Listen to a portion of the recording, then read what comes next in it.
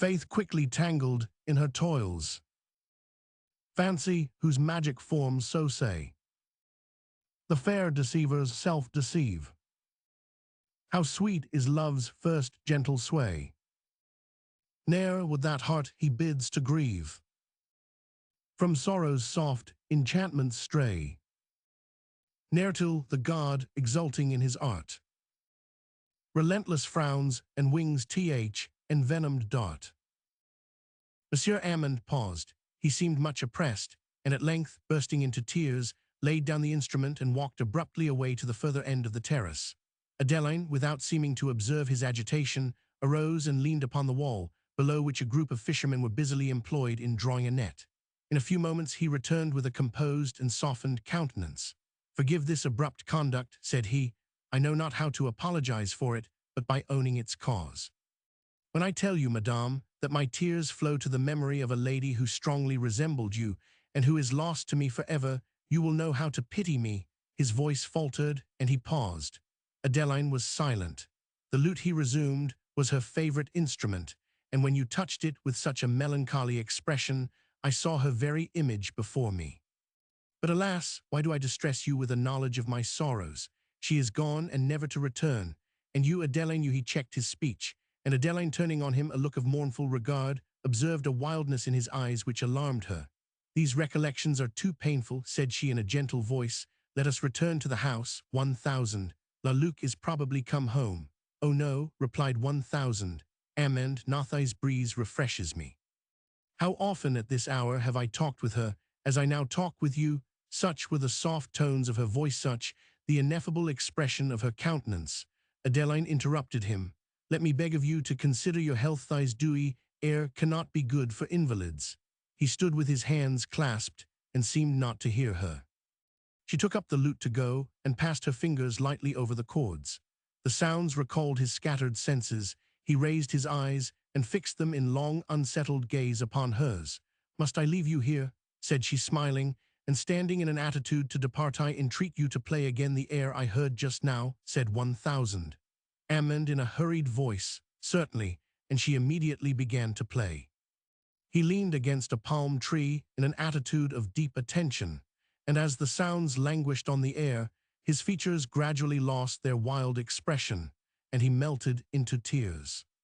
He continued to weep silently till the song concluded, and it was some time before he recovered voice enough to say, "Adeline, I cannot thank you for this goodness. My mind has recovered its bias. You have soothed a broken heart. Increase the kindness you have shown me by promising never to mention what you have witnessed this evening, and I will endeavor never again to wound your sensibility by a similar offense." Adeline gave the required promise, and 1000. Amand, pressing her hand, with a melancholy smile hurried from the garden, and she saw him no more that night. La Luc had been near a fortnight at Nice, and his health, instead of amending, seemed rather to decline, yet he wished to make a longer experiment of the climate. The air which failed to restore her venerable friend revived Adeline, and the variety and novelty of the surrounding scenes amused her mind, though since they could not obliterate the memory of past or suppress the pang of present affection, they were ineffectual to dissipate the sick languor of melancholy. Company, by compelling her to withdraw her attention from the subject of her sorrow, afforded her a transient relief, but the violence of the exertion generally left her more depressed. It was in the stillness of solitude, in the tranquil observance of beautiful nature, that her mind recovered its tone, and, indulging the pensive inclination now become habitual to it, was soothed and fortified. Of all the grand objects which nature had exhibited, the ocean inspired her with the most sublime admiration. She loved to wander alone on its shores, and when she could escape so long from the duties or forms of society, she would sit for hours on the beach watching the rolling waves, and listening to their dying murmur, till her softened fancy recalled long-lost scenes and restored the image of Theodore, when tears of despondency too often followed those of pity and regret. But these visions of memory, painful as they were, no longer excited that frenzy of grief they formerly awakened in Savoy. The sharpness of misery was past, though its heavy influence was not perhaps less powerful. To these solitary indulgences generally succeeded calmness, and what Adeline endeavored to believe was resignation. She usually rose early and walked down to the shore to enjoy, in the cool and silent hours of the morning, the cheering beauty of nature and inhale the pure sea breeze. Every object then smiled in fresh and lively colors. The blue sea, the brilliant sky, the distant fishing boats with their white sails, and the voices of the fishermen borne at intervals on the air were circumstances which reanimated her spirits, and in one of her rambles, yielding to that taste for poetry which had seldom forsaken her, she repeated the following lines. Morning on the seashore. What print of fairy feet is here? On Neptune's smooth and yellow sands. What midnight revels airy dance? Beneath the moonbeams' trembling glance. Has blessed these shores what sprightly bands have chased the waves unchecked by fear. Whoe'ers they were, they fled from morn. For now, all silent and forlorn, these tide-forsaken sands appear. Return, sweet sprites, the scene to cheer. In vain the call, till moonlight's hour again diffuse its softer power. Titania, nor her fairy loves, emerge from India's spicy groves. Then, when the shadowy hour returns, when silence reigns o'er air and earth, and every star in ether burns, they come to celebrate their mirth. In frolic ringlet trip the ground, bid music's voice on silence win, till magic echoes answer round. Thus do their festive rites begin. O fairy forms, so coy to mortal ken, your mystic steps to poets only shown. O lead me to the brook or hallowed glen, retiring far with winding woods o'ergrown, where'er ye best delight to rule.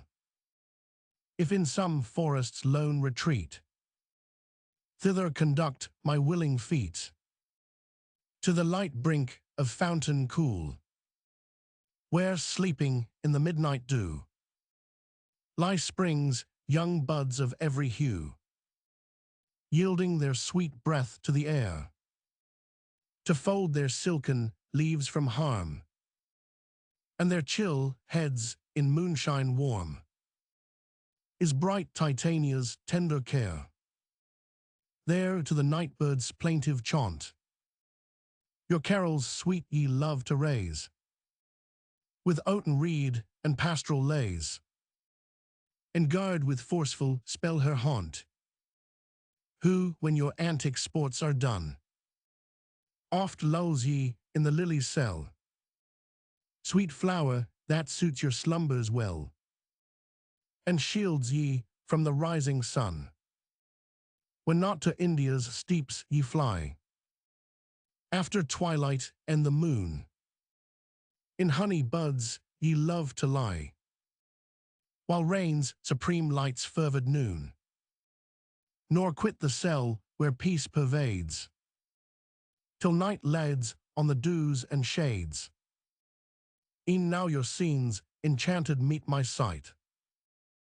I see the earth unclose, the palace rise, the high domes swell, and long arcades of light glitter among the deep embowering woods, and glance reflecting from the trembling floods, while to soft lutes the portals wide unfold, and fairy forms of fine ethereal dyes advance with frolic step and laughing eyes, their hair with pearl, their garments decked with gold, pearls that in Neptune's briny waves they sought, and gold from India's deepest caverns brought. Thus your light visions to my eyes unveil. Ye sportive pleasures, sweet illusion, hail. But at morn's first blush again ye fade. So from youth's ardent gaze life's landscape gay, and forms in fancy's summer hues arrayed, dissolve at once in air, at truth's resplendent day. During several days succeeding that on which 1000 Ammon had disclosed the cause of his melancholy, he did not visit La Luc. At length Adeline met him in one of her solitary rambles on the shore. He was pale and dejected, and seemed much agitated when he observed her. She therefore endeavored to avoid him, but he advanced with quickened steps and accosted her. He said it was his intention to leave Nice in a few days. I have found no benefit from the climate, added 1000. Ammon, alas, what climate can relieve the sickness of the heart? I go to lose in the varieties of new scenes the remembrance of past happiness, yet the effort is vain. I am everywhere equally restless and unhappy. Adeline tried to encourage him to hope much from time and change of place. Time will blunt the sharpest edge of sorrow, said she. I know it from experience. Yet while she spoke, the tears in her eyes contradicted the assertions of her lips. You have been unhappy, Adeline. Yes, I knew it from the first. The smile of pity which you gave me assured me that you knew what it was to suffer. The desponding air with which he spoke renewed her apprehension of a scene similar to the one she had lately witnessed, and she changed the subject, but he soon returned to it. You bid me hope much from time, my wife, my dear wife. His tongue faltered. It is now many months since I lost her, yet the moment of her death seems but as yesterday. Adeline faintly smiled. You can scarcely judge of the effect of time, yet you have much to hope for. He shook his head. But I am again intruding my misfortunes on your notice. Forgive this perpetual egotism. There is a comfort in the pity of the good, such as nothing else can impart. This must plead my excuse. May you, Adeline, never want it. Ah, those tears, Adeline hastily dried them. 1000. Ammon forbore to press the subject, and immediately began to converse on indifferent topics. They returned towards the chateau, but La Luc being from home, 1000. Ammon took leave at the door. Adeline retired to her chamber, oppressed by her own sorrows and those of her amiable friend. Near 3 weeks had now elapsed at Nice, during which the disorder of La Luc seemed rather to increase than abate, when his physician very honestly confessed the little hope he entertained from the climate, and advised him to try the effect of a sea voyage, adding that if the experiment failed, even the air of Montpellier appeared to him more likely to afford relief than that of Nice. La Luc received this disinterested advice with a mixture of gratitude and disappointment. The circumstances which had made him reluctant to quit Savoy rendered him yet more so to protract his absence and increase his expenses, but the ties of affection that bound him to his family and the love of life, which so seldom leaves us, again prevailed over inferior considerations, and he determined to coast the Mediterranean as far as Languedoc, where if the voyage did not answer his expectation, he would land and proceed to Montpellier. In 1000, Ammon learned that La Luc designed to quit Nice in a few days. He determined not to leave it before him. During this interval he had not sufficient resolution to deny himself the frequent conversation of Adeline, though her presence, by reminding him of his lost wife, gave him more pain than comfort.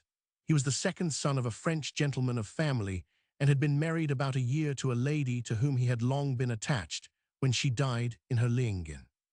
The infant soon followed its mother, and left the disconsolate father abandoned to grief, which had preyed so heavily on his health that his physician thought it necessary to send him to Nice.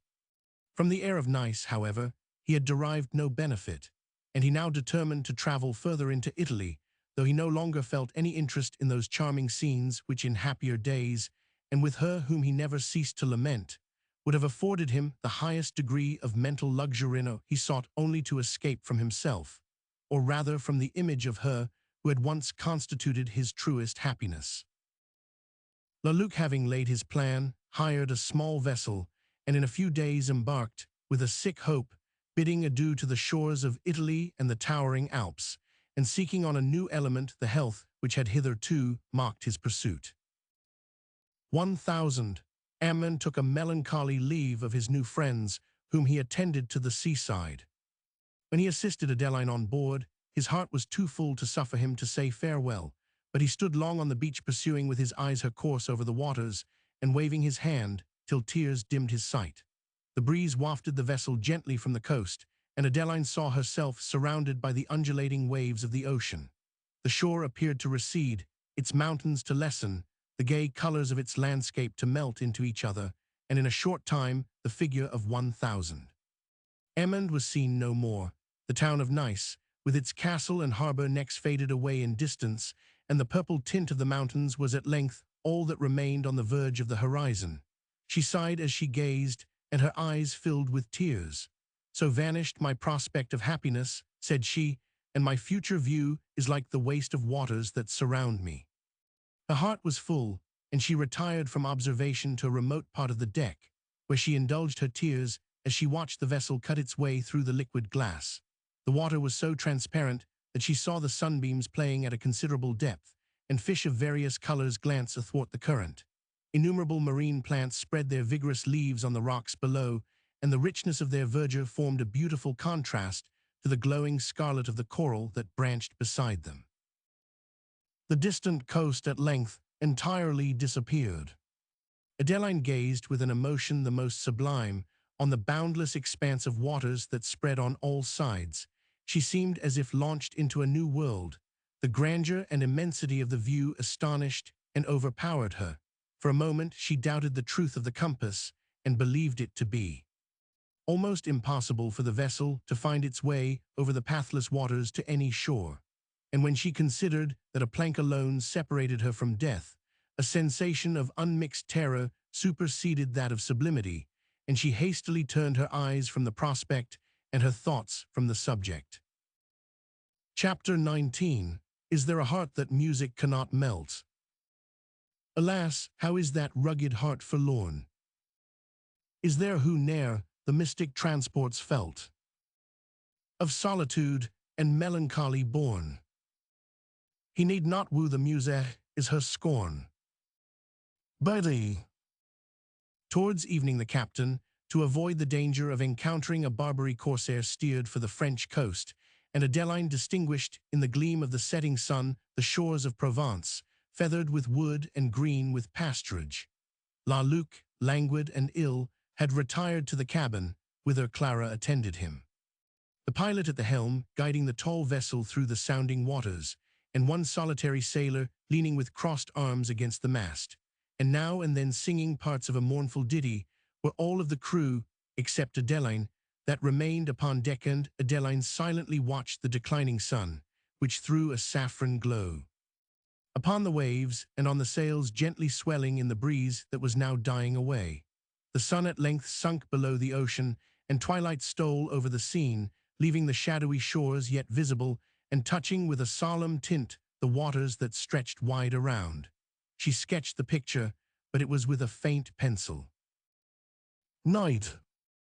O'er the dim breast of ocean's wave, night spreads afar her gloomy wings, and pensive thought and silence brings, save when the distant waters lave, or when the mariner's lone voice swells faintly in the passing gale, or when the screaming seagulls poise o'er the tall mast and swelling sail, bounding the gray gleam of the deep, where fancied forms arouse the mind.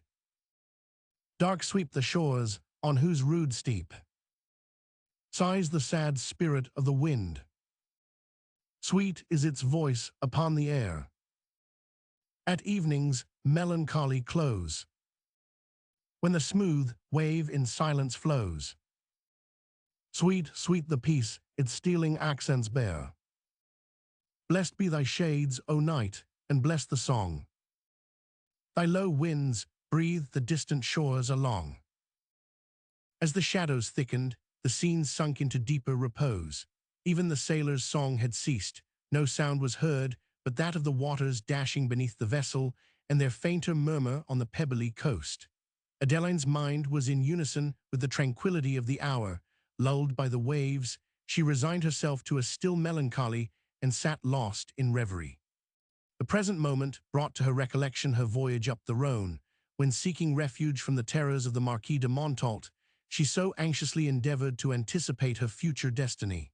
She then, as now, had watched the fall of evening and the fading prospect, and she remembered what a desolate feeling had accompanied the impression which those objects made. She had then no friends, no asylum, no certainty of escaping the pursuit of her enemy. Now she had found affectionate friends, a secure retreat, and was delivered from the terrors she then suffered, but still she was unhappy. The remembrance of Theodore, who had loved her so truly, who had encountered and suffered so much for her sake, and of whose fate she was now as ignorant as when she traversed the Rhone, was an incessant pang to her heart. She seemed to be more remote than ever from the possibility of hearing of him.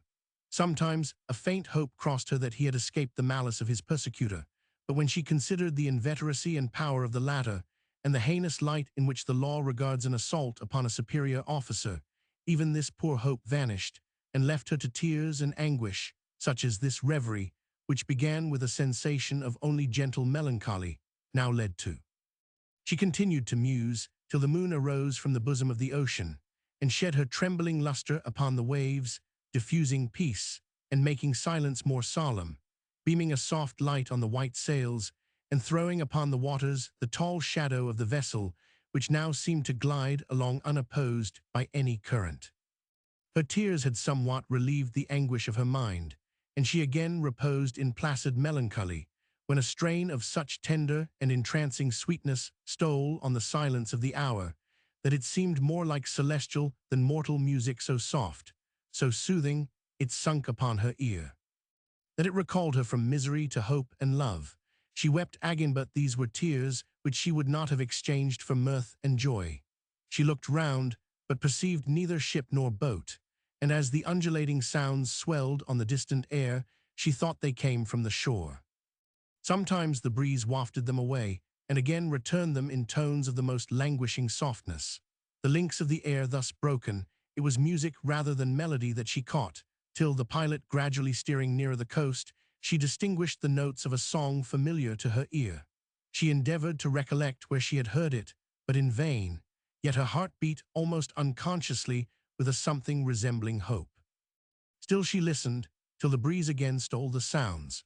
With regret she now perceived that the vessel was moving from them, and at length they trembled faintly on the waves, sunk away at distance, and were heard no more.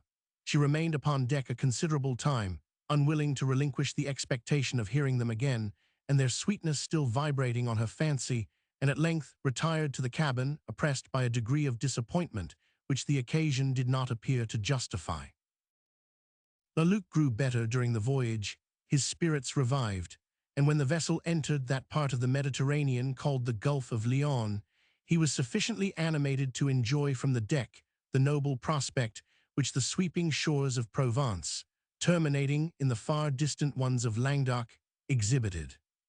Adeline and Clara, who anxiously watched his looks, rejoiced in their amendment, and the fond wishes of the latter already anticipated his perfect recovery.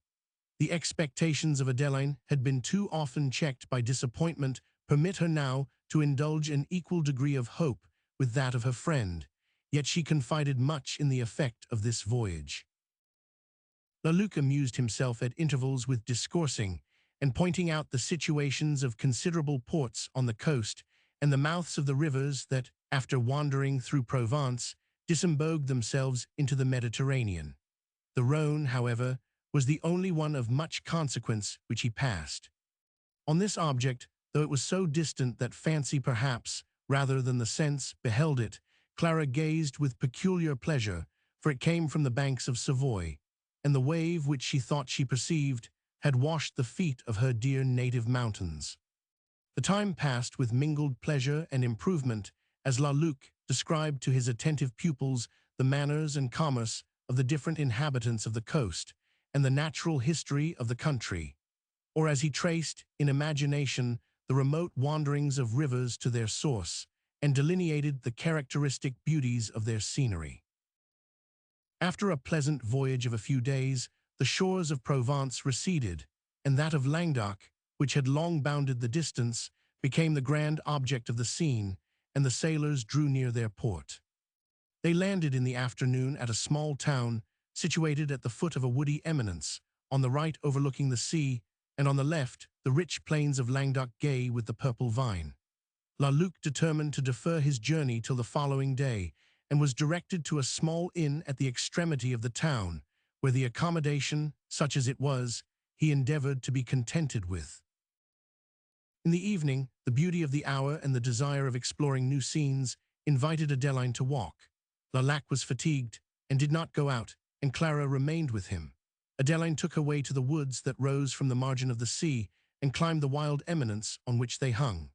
Often as she went, she turned her eyes to catch between the dark foliage the blue waters of the bay, the white sail that flitted by, and the trembling gleam of the setting sun. When she reached the summit and looked down over the dark tops of the woods on the wide and various prospect, she was seized with a kind of still rapture impossible to be expressed, and stood unconscious of the flight of time, till the sun had left the scene, and twilight threw its solemn shade upon the mountains. The sea alone reflected the fading splendor of the west. Its tranquil surface was partially disturbed by the low wind that crept in tremulous lines along the waters, whence rising to the woods, it shivered their light leaves and died away. Adeline, resigning herself to the luxury of sweet and tender emotions, repeated the following lines. Sunset. Soft o'er the mountain's purple brow. Meek twilight draws her shadows gray. From tufted woods and valleys low, light's magic colors steal away. Yet still, amid the spreading gloom, resplendent glow the western waves that roll o'er Neptune's coral caves, a zone of light on evening's dome. On this lone summit let me rest, and view the forms to fancy dear, till on the ocean's darkened breast the stars of evening tremble clear, or the moon's pale orb appear, throwing her line of radiance wide, far o'er the lightly curling tide, that seems the yellow sands to chide. No sounds o'er silence now prevail, save of the dying wave below, or sailor's song borne on the gale, or oar at distance striking slow. So sweet, so tranquil, may my evening ray set to this world and rise in future day. Adeline quitted the heights and followed a narrow path that wound to the beach below. Her mind was now particularly sensible to fine impressions, and the sweet notes of the nightingale amid the stillness of the woods again awakened her enthusiasm. To the nightingale, child of the melancholy song, oh, yet that tender strain prolong her lengthened shade when evening flings from mounting cliffs and forests green, and sailing slow on silent wings along the glimmering west is seen. I love o'er pathless hills to stray, or trace the winding vale remote, and pause, sweet bird, to hear thy lay, while moonbeams on the thin clouds float, till o'er the mountain's dewy head pale midnight steals to wake the dead. Far through the heavens' ethereal blue, wafted on spring's light airs you come, with blooms and flowers and genial dew, from climes where summer joys to roam. Oh, welcome to your long-lost home, child of the melancholy song, who lovest the lonely woodland glade, to mourn unseen the boughs among, when twilight spreads her pensive shade. Again thy dulcet voice I hail. Oh, pour again the liquid note that dies upon the evening gale. For fancy loves the kindred tone, her griefs the plaintive accents own.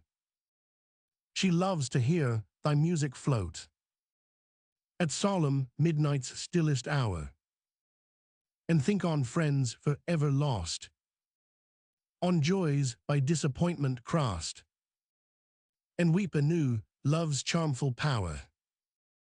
Then memory wakes the magic smile, th impassioned voice, the melting eye, That want the trusting heart beguile, and wakes again the hopeless sigh. Her skill the glowing tints revive, of scenes that time had bade decay. She bids the softened passions live. The passions urge again their sway.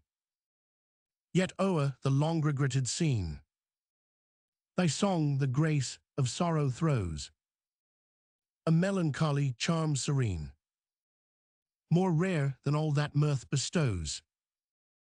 Then hail, sweet bird, and hail thy pensive tear, to taste, to fancy, and to virtue dear. The spreading dusk at length reminded Adeline of her distance from the inn, and that she had her way to find through a wild and lonely wood. She bade adieu to the siren that had so long detained her, and pursued the path with quick steps. Having followed it for some time, she became bewildered among the thickets, and the increasing darkness did not allow her to judge of the direction she was in. Her apprehensions heightened her difficulties. She thought she distinguished the voices of men at some little distance, and she increased her speed till she found herself on the Cézannes over which the woods impended. Her breath was now exhausted. She paused a moment to recover herself, and fearfully listened. But instead of the voices of men, she heard faintly swelling in the breeze the notes of mournful music. Her heart, ever sensible to the impressions of melody, melted with the tones, and her fears were for a moment lulled in sweet enchantment. Surprise was soon mingled with delight when, as the sound advanced, she distinguished the tone of that instrument and the melody of that well-known air she had heard a few preceding evenings from the shores of Provence. But she had no time for conjecture. Her footsteps approached, and she renewed her speed. She was now emerged from the darkness of the woods, and the moon, which shone bright, exhibited along the level sands the town and port in the distance. The steps that had followed now came up with her, and she perceived two men, but they passed in conversation without noticing her, and as they passed, she was certain she recollected the voice of him who was then speaking. Its tones were so familiar to her ear that she was surprised at the imperfect memory which did not suffer her to be assured by whom they were uttered. Another step now followed, and a rude voice called to her to stop. As she hastily turned her eyes, she saw imperfectly by the moonlight a man in sailor's habit pursuing, while he renewed the call. Impelled by terror, she fled along the sands, but her steps were short and trembling, those of her pursuer strong and quick. She had just strength sufficient to reach the men who had before passed her, and to implore their protection when her pursuer came up with them, but suddenly turned into the woods on the left and disappeared. She had no breath to answer the inquiries of the strangers who supported her, till a sudden exclamation and the sound of her own name drew her eyes attentively upon the person who uttered them, and in the rays which shone strong from his features she distinguished 1,000. Verneuil. Mutual satisfaction and explanation ensued, and when he learned that La Luc and his daughter were at the inn, he felt an increased pleasure in conducting her thither. He said that he had accidentally met with an old friend in Savoy, whom he now introduced by the name of Moran, and who had prevailed on him to change his route and accompany him to the shores of the Mediterranean. They had embarked from the coast of Provence only a few preceding days, and had that evening landed in Languedoc on the estate of 1,000. Moran. Adeline had now no doubt that it was the flute of 1,000, Verneuil, and which had so often delighted her at Lelincourt that she had heard on the sea. When they reached the inn, they found La Luc under great anxiety for Adeline, in search of whom he had sent several people. Anxiety yielded to surprise and pleasure when he perceived her with 1,000. Verneuil, whose eyes beamed with unusual animation on seeing Clara. After mutual congratulations, 1,000. Verneuil observed and lamented the very indifferent accommodation which the inn afforded his friends, and 1,000. Moran immediately invited them to his chateau with a warmth of hospitality that overcame every scruple which delicacy or pride could oppose. The woods that Adeline had traversed formed a part of his domain, which extended almost to the inn, but he insisted that his carriage should take his guests to the chateau and departed to give orders for their reception. The presence of 1,000. Verneuil and the kindness of his friend gave to Luc an unusual flow of spirits. He conversed with a degree of vigor and liveliness to which he had long been unaccustomed, and the smile of satisfaction that Clara gave to Adeline expressed how much she thought he was already benefited by the voyage. Adeline answered her look with a smile of less confidence, for she attributed his present animation to a more temporary cause. About half an hour after the departure of 1000, Moron, a boy who served as waiter, brought a message from a chevalier then at the inn, requesting permission to speak with Adeline. The man who had pursued her along the sands instantly occurred to her, and she scarcely doubted that the stranger was some person belonging to the Marquis de Montault, perhaps the Marquis himself, though that he should have discovered her accidentally in so obscure a place, and so immediately upon her arrival, seemed very improbable. With trembling lips and a countenance pale as death, she inquired the name of the chevalier. The boy was not acquainted with it. Luc asked what sort of a person he was, but the boy, who understood little of the art of describing, gave such a confused account of him that Adeline could only learn he was not large, but of a middle stature. This circumstance, however, convincing her it was not the Marquis de Montault who desired to see her, she asked whether it would be agreeable to Luc to have the stranger admitted. Luc said, by all means, and the waiter withdrew. Adeline sat in trembling expectation till the door opened, and Louis de la Motte entered the room. He advanced with an embarrassed and melancholy air, though his countenance had been enlightened with a momentary pleasure when he first beheld Adeline, who was still the idol of his heart. After the first salutations were over, all apprehensions of the Marquis being now dissipated, she inquired when Louis had seen Monsieur and Madame la Motte. "I ought rather to ask you that question," said Louis in some confusion, "for I believe you have seen them since I have, and the pleasure of meeting you thus is equaled by my surprise. I have not heard from my father for some time, owing probably to my regiment being removed to new quarters." He looked as if he wished to be informed with whom Adeline now was, but as this was a subject upon which it was impossible she could speak in the presence of Luc, she led the conversation to general topics, after having said that Monsieur and Madame la Motte were well when she left them. Louis spoke little, and often looked anxiously at Adeline, while his mind seemed laboring under strong oppression. She observed this, and recollecting the declaration he had made her on the morning of his departure from the abbey, she attributed his present embarrassment to the effect of a passion yet unsubdued, and did not appear to notice it. After he had sat near a quarter of an hour, under a struggle of feelings which he could neither conquer nor conceal, he rose to leave the room, and as he passed Adeline, said, in a low voice, "Do permit me to speak with you alone for 5 minutes." She hesitated in some confusion, and then, saying there were none but friends present, begged he would be seated. "Excuse me," said he in the same low accent, "what I would say nearly concerns you, and you only. Do favor me with a few moments' attention." He said this with a look that surprised her, and having ordered candles in another room, she went thither. Louis sat for some moments silent, and seemingly in great perturbation of mind. At length he said, "I know not whether to rejoice or to lament at this unexpected meeting, though if you are in safe hands, I ought certainly to rejoice, however hard the task that now falls to my lot. I am not ignorant of the dangers and persecutions you have suffered, and cannot forbear expressing my anxiety to know how you are now circumstanced."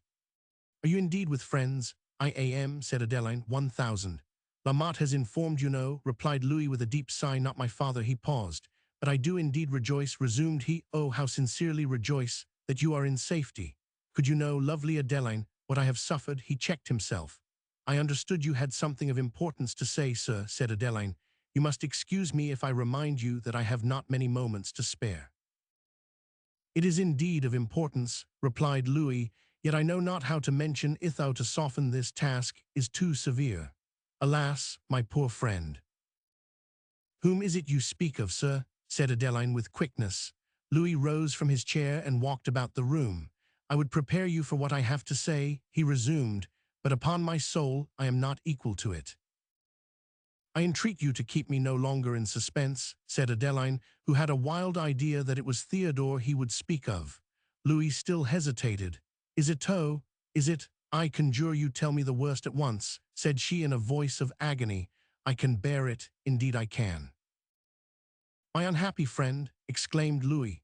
"Oh, Theodore, Theodore," faintly articulated Adeline. "He lives then, he does," said Louis, but he stopped. "But what?" cried Adeline, trembling violently. "If he is living, you cannot tell me worse than my fears suggest. I entreat you therefore not to hesitate." Louis resumed his seat, and endeavoring to assume a collected air, said, "He is living, madame, but he is a prisoner. And for why should I deceive you? I fear he has little to hope in this world." "I have long feared so, sir," said Adeline in a voice of forced composure. "You have something more terrible than this to relate, and I again entreat you will explain yourself." "He has everything to apprehend from the Marquis de Montault," said Louis. "Alas, why do I say to apprehend? His judgment is already fixed, is condemned to die."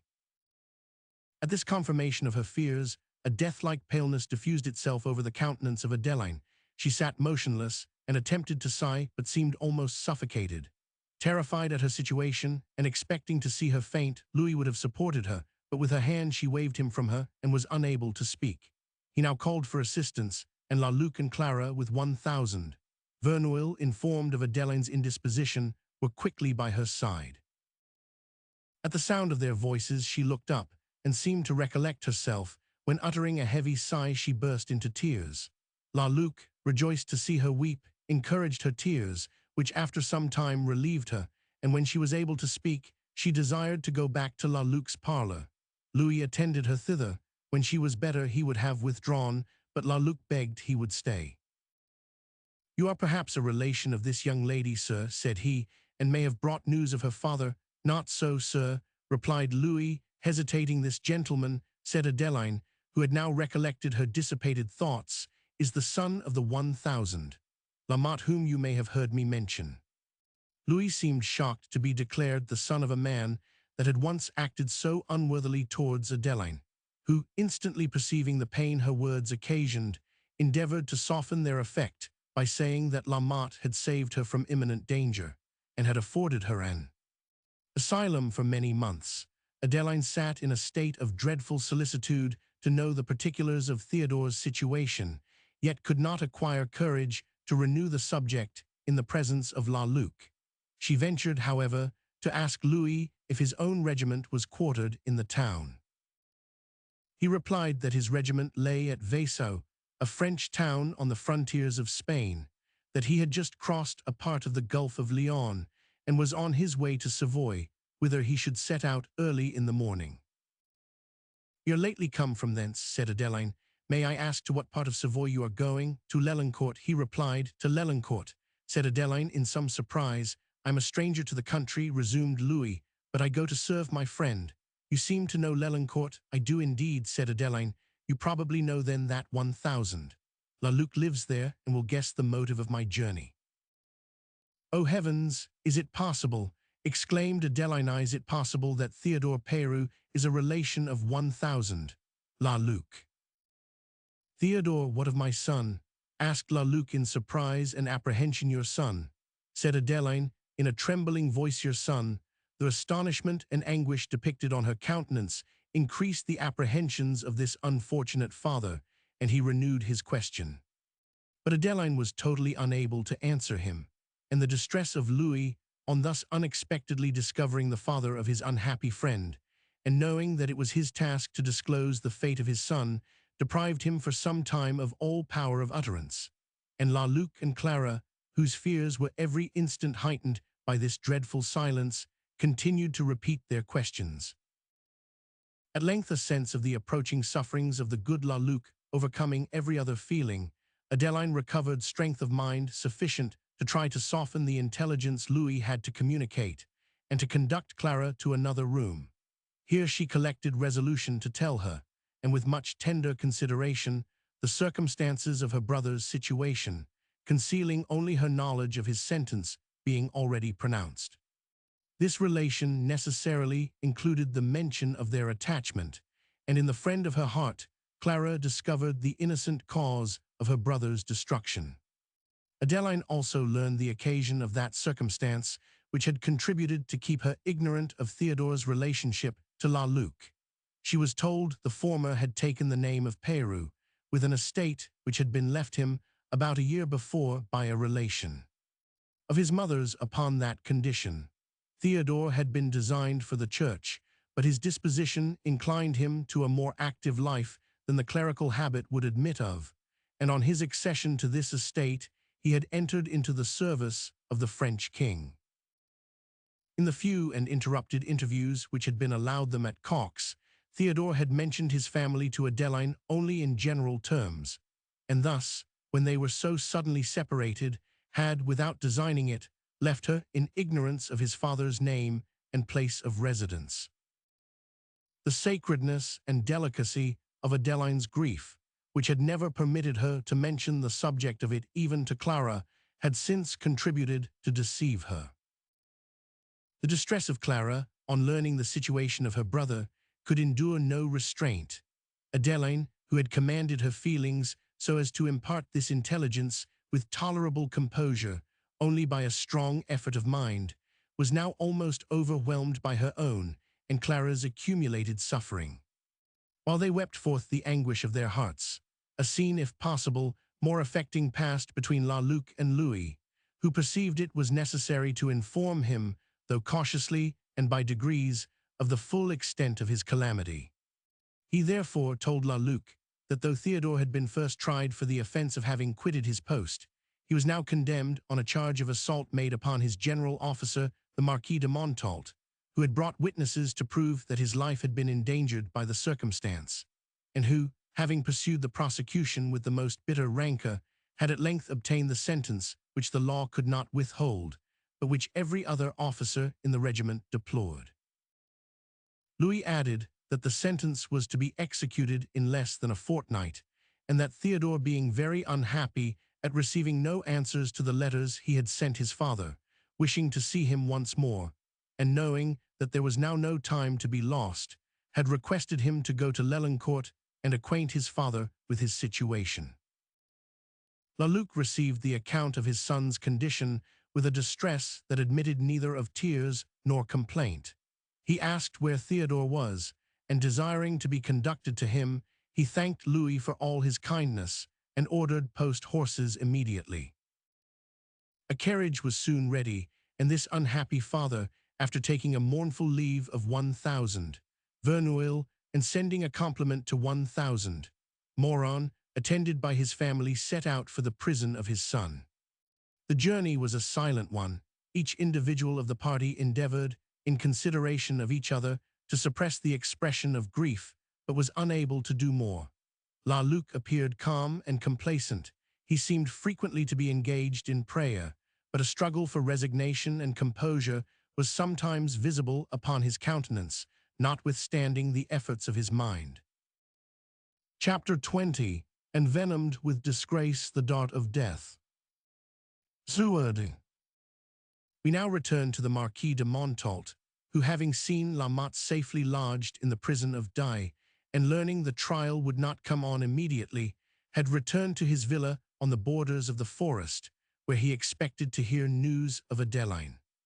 It had been his intention to follow his servants to Lyon, but he now determined to wait a few days for letters, and he had little doubt that Adeline, since her flight had been so quickly pursued, would be overtaken, and probably before she could reach that city. In this expectation he had been miserably disappointed, for his servants informed him that though they traced her thither, they had neither been able to follow her route beyond, nor to discover her at Lyon.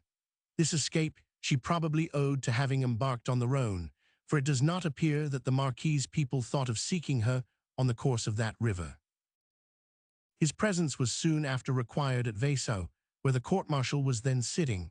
Thither, therefore, he went, with passions still more exasperated by his late disappointment, and procured the condemnation of Theodore.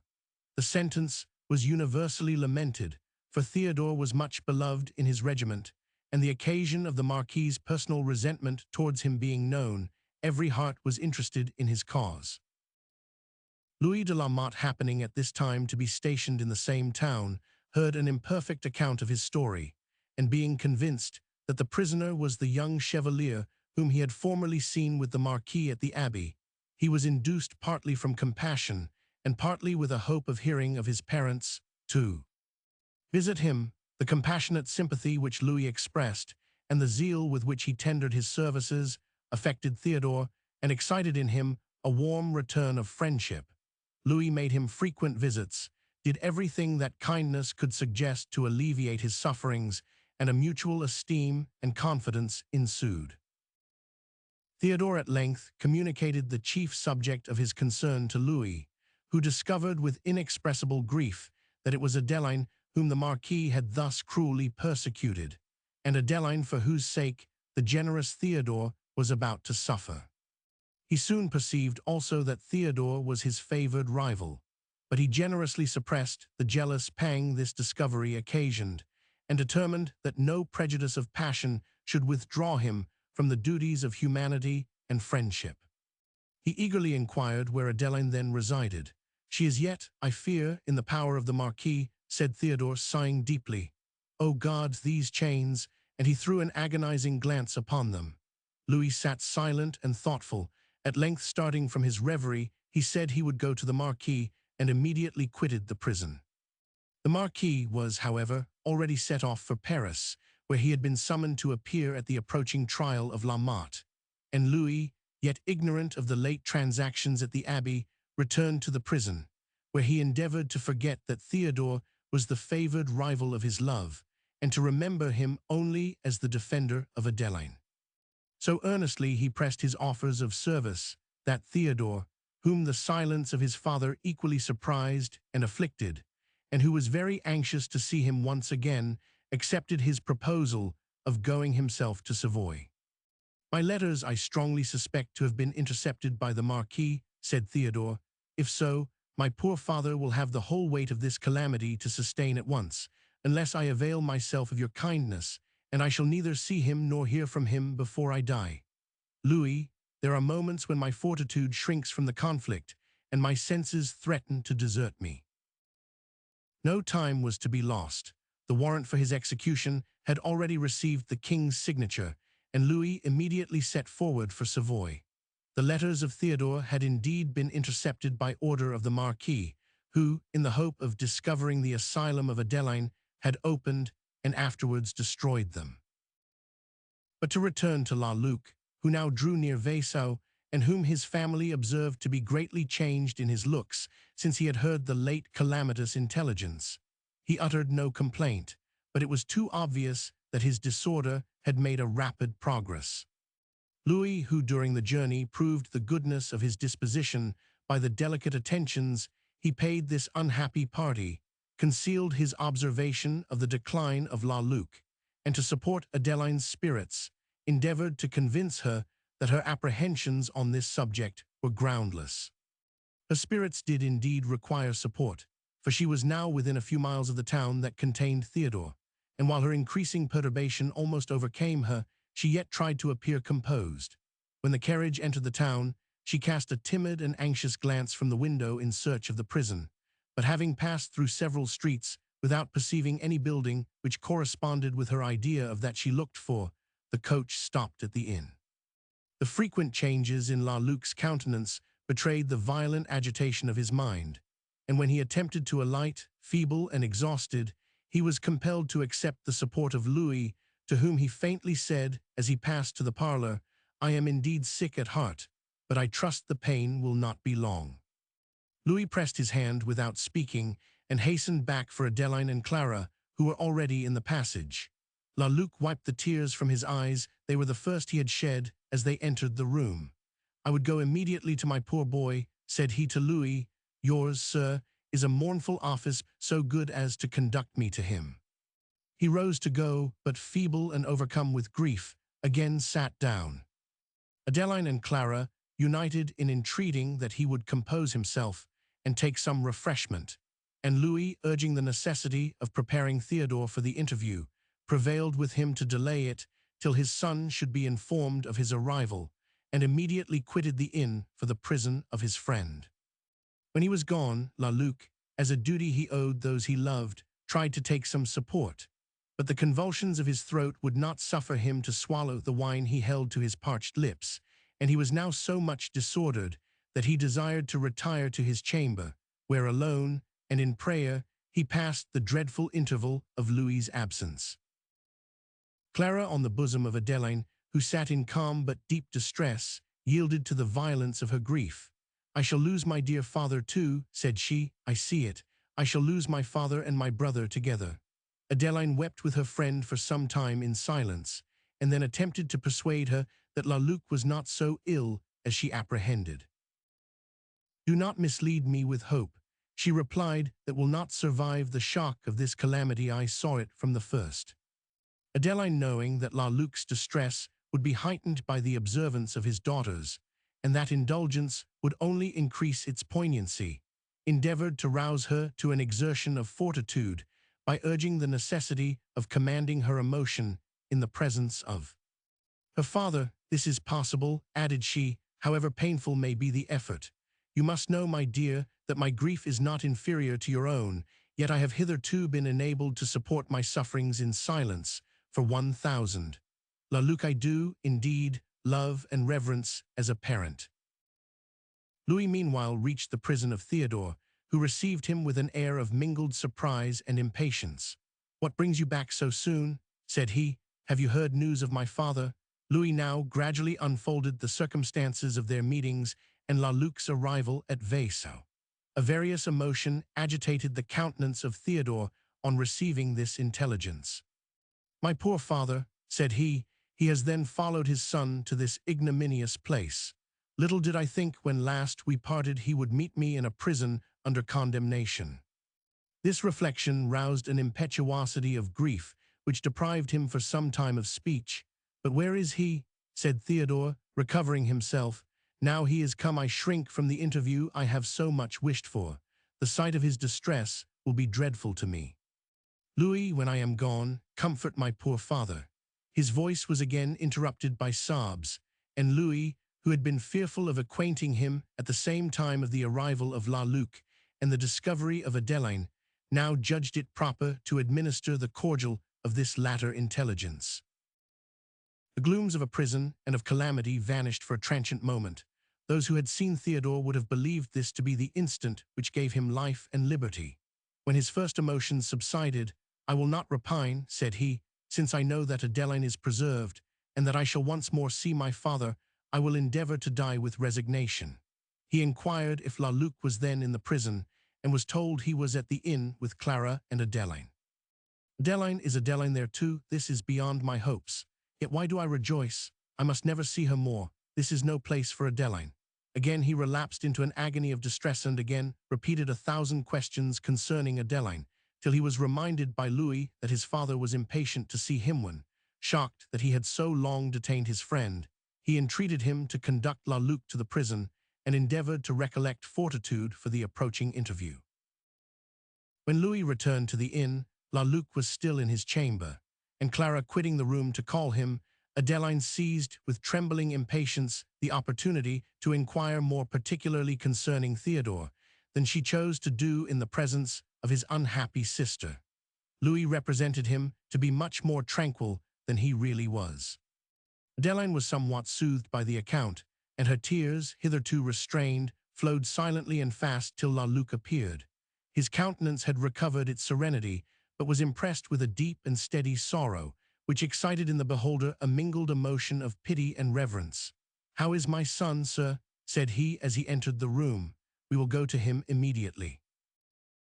Clara renewed the entreaties that had been already rejected to accompany her father, who persisted in a refusal. "Tomorrow you shall see him," added he, "but our first meeting must be alone. Stay with your friend, my dear. She has need of consolation." When Luc was gone, Adeline, unable longer to struggle against the force of grief, retired to her chamber and her bed. Luc walked silently towards the prison, resting on the arm of Louis. It was now night. A dim lamp that hung above showed them the gates, and Louis rang a bell. Luc, almost overcome with agitation, leaned against the postern till the porter appeared. He inquired for Theodore and followed the man, but when he reached the second courtyard he seemed ready to faint, and again stopped. Louis desired the porter would fetch some water, but Luc, recovering his voice, said he should soon be better and would not suffer him to go. In a few minutes he was able to follow Louis, who led him through several dark passages and up a flight of steps to a door which, being unbarred, disclosed to him the prison of his son. He was seated at a small table, on which stood a lamp that threw a feeble light across the place, sufficient only to show its desolation and wretchedness. When he perceived La Luc, he sprung from his chair, and in the next moment was in his arms. "My father," said he in a tremulous voice. "My son," exclaimed La Luc, and they were for some time silent and locked in each other's embrace. At length Theodore led him to the only chair the room afforded, and seating himself with Louis at the foot of the bed, had leisure to observe the ravages which illness and calamity had made on the features of his parent. La Luc made several efforts to speak, but unable to articulate, laid his hand upon his breast and sighed deeply. Fearful of the consequence of so affecting a scene on his shattered frame, Louis endeavored to call off his attention from the immediate object of his distress, and interrupted the silence. But La Luc, shuddering and complaining he was very cold, sunk back in his chair. His condition roused Theodore from the stupor of despair, and while he flew to support his father, Louis ran out for other assistance. "I shall soon be better, Theodore," said La Luc, unclosing his eyes. "The faintness is already going off. I have not been well of late, and this sad meeting," unable any longer to command himself, Theodore wrung his hand, and the distress which had long struggled for utterance burst in convulsive throbs from his breast. Lalac gradually revived and exerted himself to calm the transports of his son, but the fortitude of the latter had now entirely forsaken him, and he could only utter exclamation and complaint. "Ah, little did I think we should ever meet under circumstances so dreadful as the present, but I have not deserved them, my father. The motives of my conduct have still been just." "That is my supreme consolation," said La Luc, "and ought to support you in this hour of trial. The Almighty God, who is the judge of hearts, will reward you hereafter. Trust in him, my son. I look to him with no feeble hope, but with a firm reliance on his justice." La Luc's voice faltered. He raised his eyes to heaven with an expression of meek devotion, while the tears of humanity fell slowly on his cheek. Still more affected by his last words, Theodore turned from him and paced the room with quick steps. The entrance of Louis was a very seasonable relief to La Luc, who, taking a cordial he had brought, was soon sufficiently restored to discourse on the subject most interesting to him. Theodore tried to attain a command of his feelings, and succeeded. He conversed with tolerable composure for above an hour, during which La Luc endeavored to elevate, by religious hope, the mind of his son, and to enable him to meet with fortitude the awful hour that approached. But the appearance of resignation which Theodore attained always vanished when he reflected that he was going to leave his father a prey to grief, and his beloved Adeline forever. When La Luc was about to depart, he again mentioned her.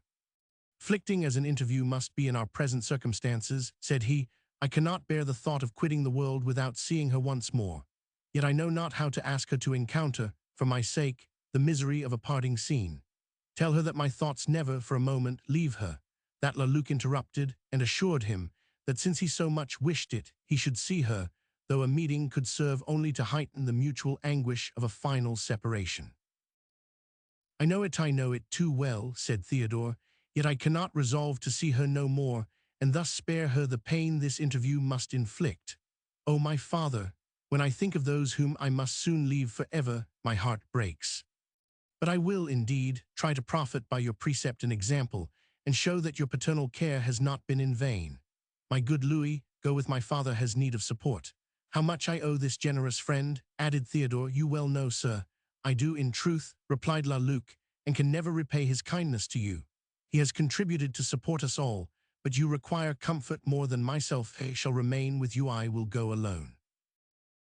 This Theodore would not suffer, and La Luc no longer opposing him, they affectionately embraced and separated for the night. When they reached the inn, La Luc consulted with Louis on the possibility of addressing a petition to the sovereign time enough to save Theodore. His distance from Paris and the short interval before the period fixed for this execution of the sentence made this design difficult, but believing it was practicable, La Luc, incapable as he appeared of performing so long a journey, determined to attempt it. Louis, thinking that the undertaking would prove fatal to the father, without benefiting the son, endeavored, though faintly, to dissuade him from it, but his resolution was fixed. "If I sacrifice the small remains of my life in the service of my child," said he, "I shall lose little. If I save him, I shall gain everything. There is no time to be lost. I will set off immediately." He would have ordered post-horses, but Louis and Clara, who were now come from the bedside of her friend, urged the necessity of his taking a few hours' repose. He was at length compelled to acknowledge himself unequal to the immediate exertion which parental anxiety prompted, and consented to seek rest. When he had retired to his chamber, Clara lamented the condition of her father. "He will not bear the journey," said she. "He is greatly changed within these few days." Louis was so entirely of her opinion that he could not disguise it, even to flatter her with a hope. She added, what did not contribute to raise his spirits, that Adeline was so much indisposed by her grief for the situation of Theodore and the sufferings of Luc that she dreaded the consequence. It has been seen that the passion of young La Motte had suffered no abatement from time or absence.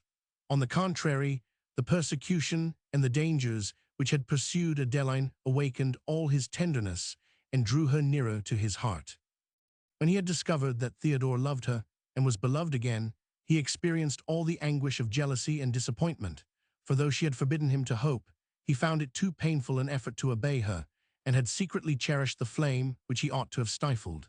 His heart was, however, too noble to suffer his zeal for Theodore to abate, because he was his favored rival, and his mind too strong not to conceal the anguish this certainty occasioned. The attachment which Theodore had testified towards Adeline even endeared him to Louis when he had recovered from the first shock of disappointment, and that conquest over jealousy which originated in principle and was pursued with difficulty became afterwards his pride and his glory. When, however, he again saw Adeline, saw her in the mild dignity of sorrow more interesting than ever saw her, though sinking beneath its pressure, yet tender and solicitous to soften the afflictions of those around her, it was with the utmost difficulty he preserved his resolution, and forbore to express the sentiments she inspired. When he further considered that her acute sufferings arose from the strength of her affection, he more than ever wished himself the object of a heart capable of so tender a regard, and the door in prison and in chains was a momentary object of envy.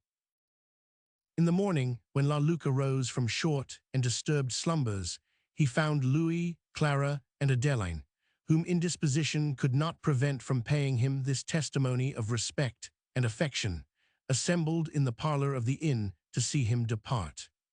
After a slight breakfast, during which his feelings permitted him to say little, he bade his friends a sad farewell and stepped into the carriage, followed by their tears and prayers.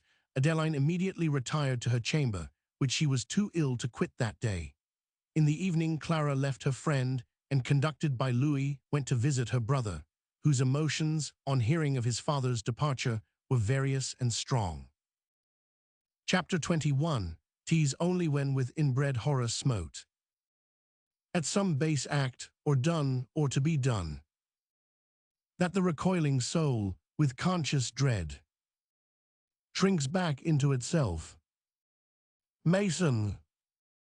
We return now to Pierre de la Motte, who, after remaining some weeks in the prison of Die, was removed to take his trial in the courts of Paris, whither the Marquis de Montalt followed to prosecute the charge.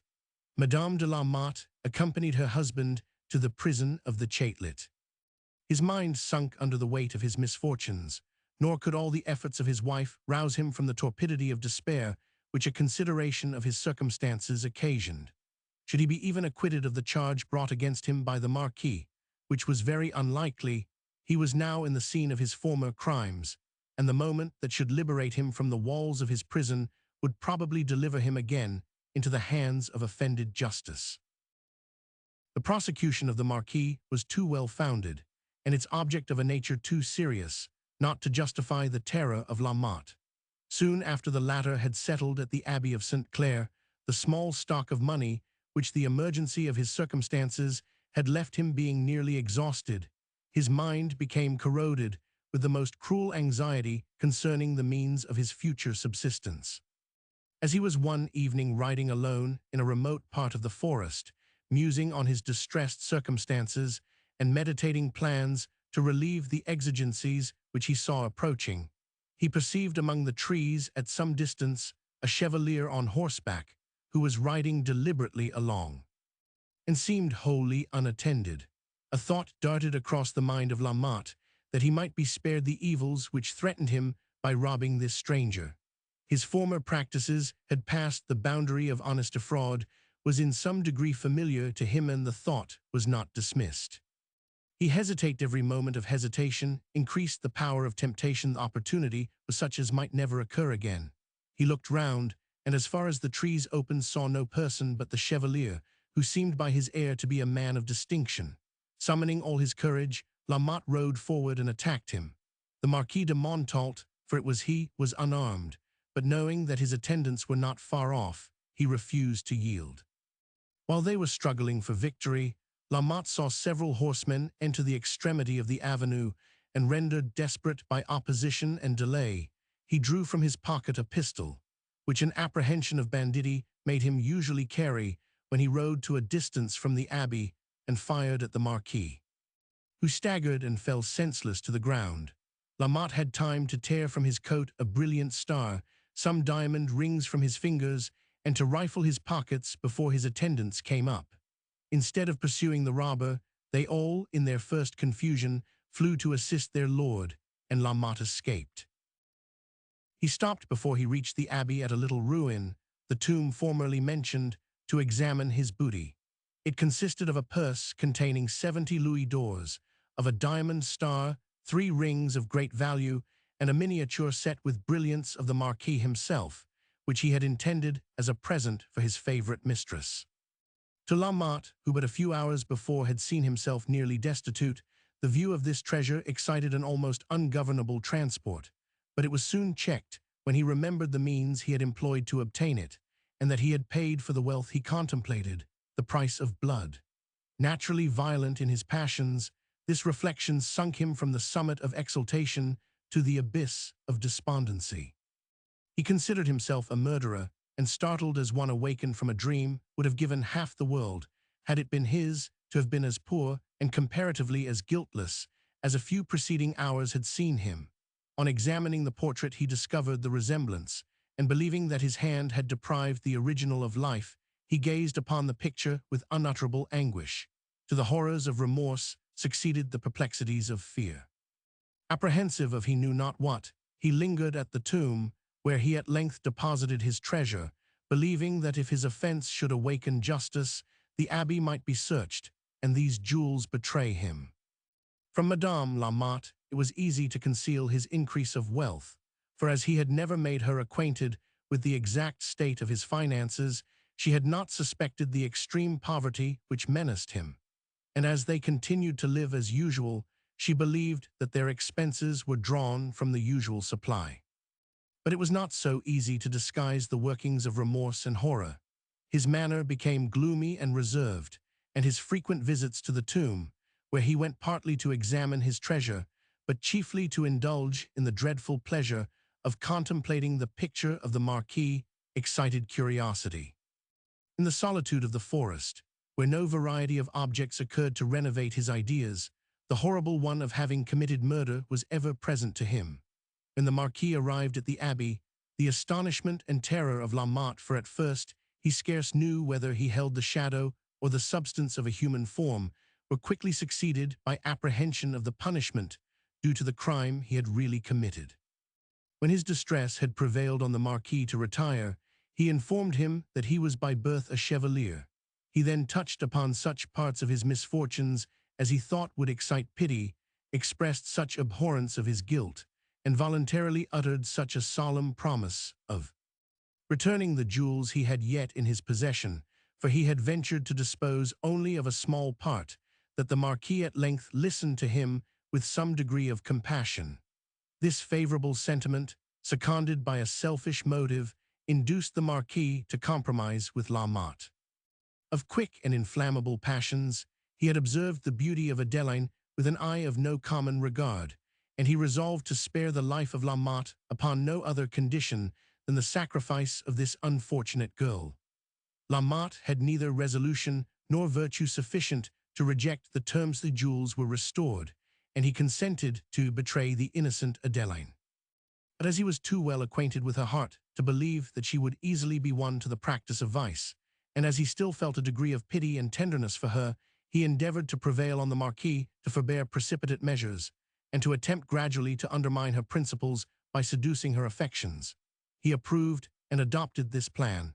The failure of his first scheme induced him to employ the stratagems he afterwards pursued, and thus to multiply the misfortunes of Adeline. Such were the circumstances which had brought La Motte to his present deplorable situation. The day of trial was now come, and he was led from prison into the court, where the Marquis appeared as his accuser. When the charge was delivered, La Motte, as is usual, pleaded not guilty, and the advocate Nemours, who had undertaken to plead for him, afterwards endeavored to make it appear that the accusation, on the part of the Marquis de Montault, was false and malicious.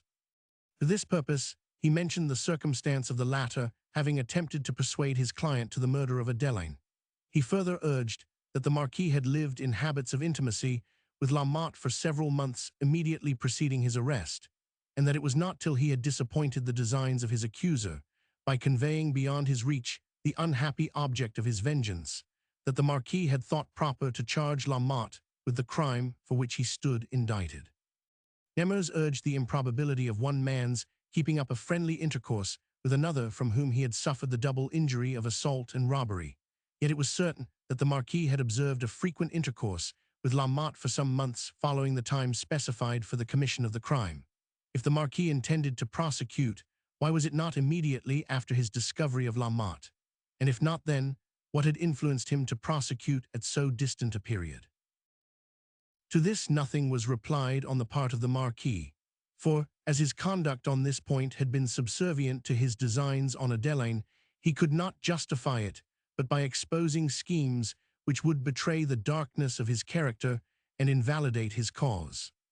He therefore contented himself with producing several of his servants as witnesses of the assault and robbery, who swore without scruple to the person of La Motte, though not one of them had seen him otherwise than through the gloom of evening, and riding off at full speed. On a cross-examination, most of them contradicted each other. Their evidence was of course rejected, but as the Marquis had yet two other witnesses to produce, whose arrival at Paris had been hourly expected, the event of the trial was postponed and the court adjourned. La Motte was reconducted to his prison under the same pressure of despondency with which he had quitted it.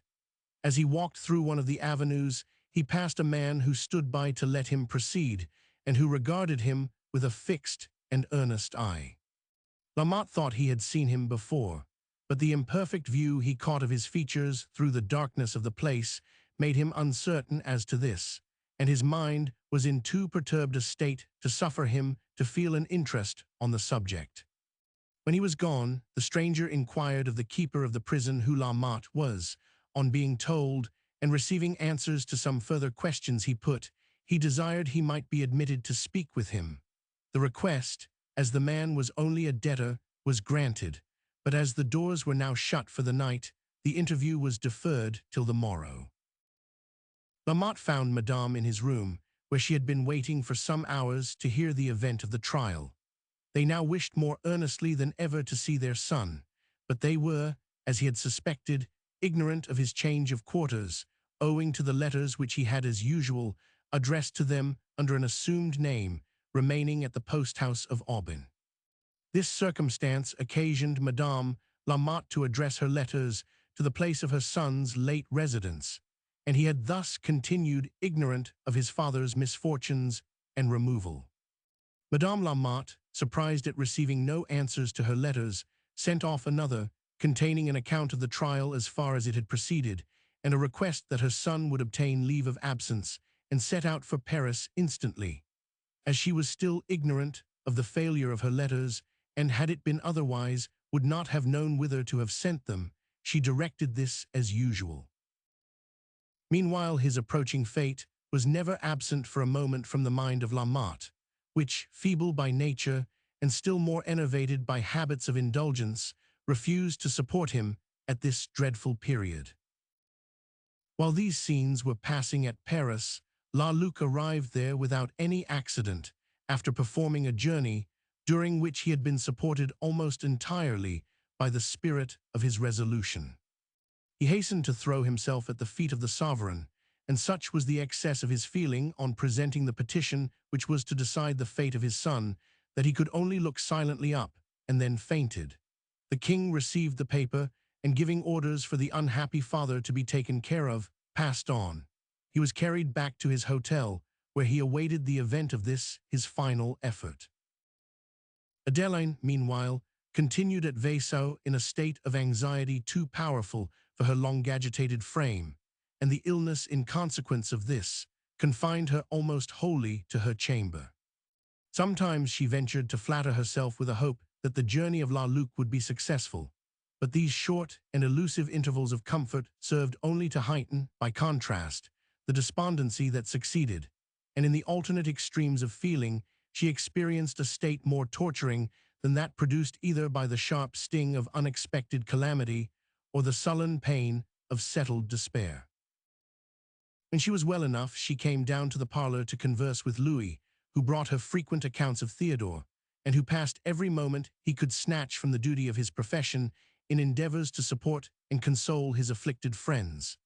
Adeline and Theodore both looked to him for the little comfort allotted them, for he brought them intelligence of each other, and whenever he appeared a transient, melancholy kind of pleasure played round their hearts. He could not conceal from Theodore Adeline's indisposition, since it was necessary to account for her not indulging the earnest wish he repeatedly expressed to see her again. To Adeline he spoke chiefly of the fortitude and resignation of his friend, not however forgetting to mention the tender affection he constantly expressed for her. Accustomed to derive her sole consolation from the presence of Louis, and to observe his unwearied friendship towards him whom she so truly loved, she found her esteem for him ripen into gratitude, and her regard daily increase. The fortitude with which he had said Theodore supported his calamities was somewhat exaggerated. He could not forget those ties which bound him to life sufficiently to meet his fate with firmness, but though the paroxysms of grief were acute and frequent, he sought, and often attained in the presence of his friends, a manly composure. From the event of his father's journey he hoped little, yet that little was sufficient to keep his mind in the torture of suspense till the issue should appear. On the day preceding that fixed for the execution of the sentence, Luc reached Vaisseau. Adeline was at her chamber window when the carriage drew up to the inn. She saw him alight, and with feeble steps, supported by Peter, enter the house. From the languor of his air she drew no favorable omen, and almost sinking under the violence of her emotion, she went to meet him. Clara was already with her father when Adeline entered the room. She approached him, but dreading to receive from his lips a confirmation of the misfortune his countenance seemed to indicate, she looked expressively at him and sat down, unable to speak the question she would have asked. He held out his hand to her in silence, sunk back in his chair, and seemed to be fainting under oppression of heart. His manner confirmed all her fears. At this dreadful conviction her senses failed her, and she sat motionless and stupefied. Luc and Clara were too much occupied by their own distress to observe her situation. After some time she breathed a heavy sigh and burst into tears. Relieved by weeping, her spirits gradually returned, and she at length said to Luc, "It is unnecessary, sir, to ask the success of your journey, yet, when you can bear to mention the subject, I wish." Luc waved his hand. "Alas," said he, "I have nothing to tell but what you already guess too well. My poor Theodore," his voice was convulsed with sorrow, and some moments of unutterable anguish followed. Adeline was the first who recovered sufficient recollection to notice the extreme languor of Luc and attend to his support. She ordered him refreshments and entreated he would retire to his bed and suffer her to send for a physician, adding that the fatigue he had suffered made repose absolutely necessary. "Would that I could find it, my dear child," said he. "It is not in this world that I must look for it, but in a better, and that better, I trust, I shall soon attain. But where is our good friend, Louis Lamotte? He must lead me to my son." Grief again interrupted his utterance, and the entrance of Louis was a very seasonable relief to them all. Their tears explained the question he would have asked. La-Luc immediately inquired for his son, and thanking Louis for all his kindness to him, desired to be conducted to the prison. Louis endeavored to persuade him to defer his visit till the morning, and Adeline and Clara joined their entreaties with his, but La-Luc determined to go that night. "His time is short," said he. "A few hours, and I shall see him no more, at least in this world. Let me not neglect these precious moments." "Adeline, I had promised my poor boy that he should see you once more. You are not now equal to the meeting. I will try to reconcile him to the disappointment. But if I fail, and you are better in the morning, I know you will exert yourself to sustain the interview." Adeline looked impatient and attempted to speak. La-Luc rose to depart, but could only reach the door of the room, where, faint and feeble, he sat down in a chair. "I must submit to necessity," said he. "I find I am not able to go further tonight." "Go to him, La Motte, and tell him I am somewhat disordered by my journey, but that I will be with him early in the morning. Do not flatter him with a hope. Prepare him for the worst." There was a pause of silence. La-Luc, at length recovering himself, desired Clara would order his bed to be got ready, and she willingly obeyed.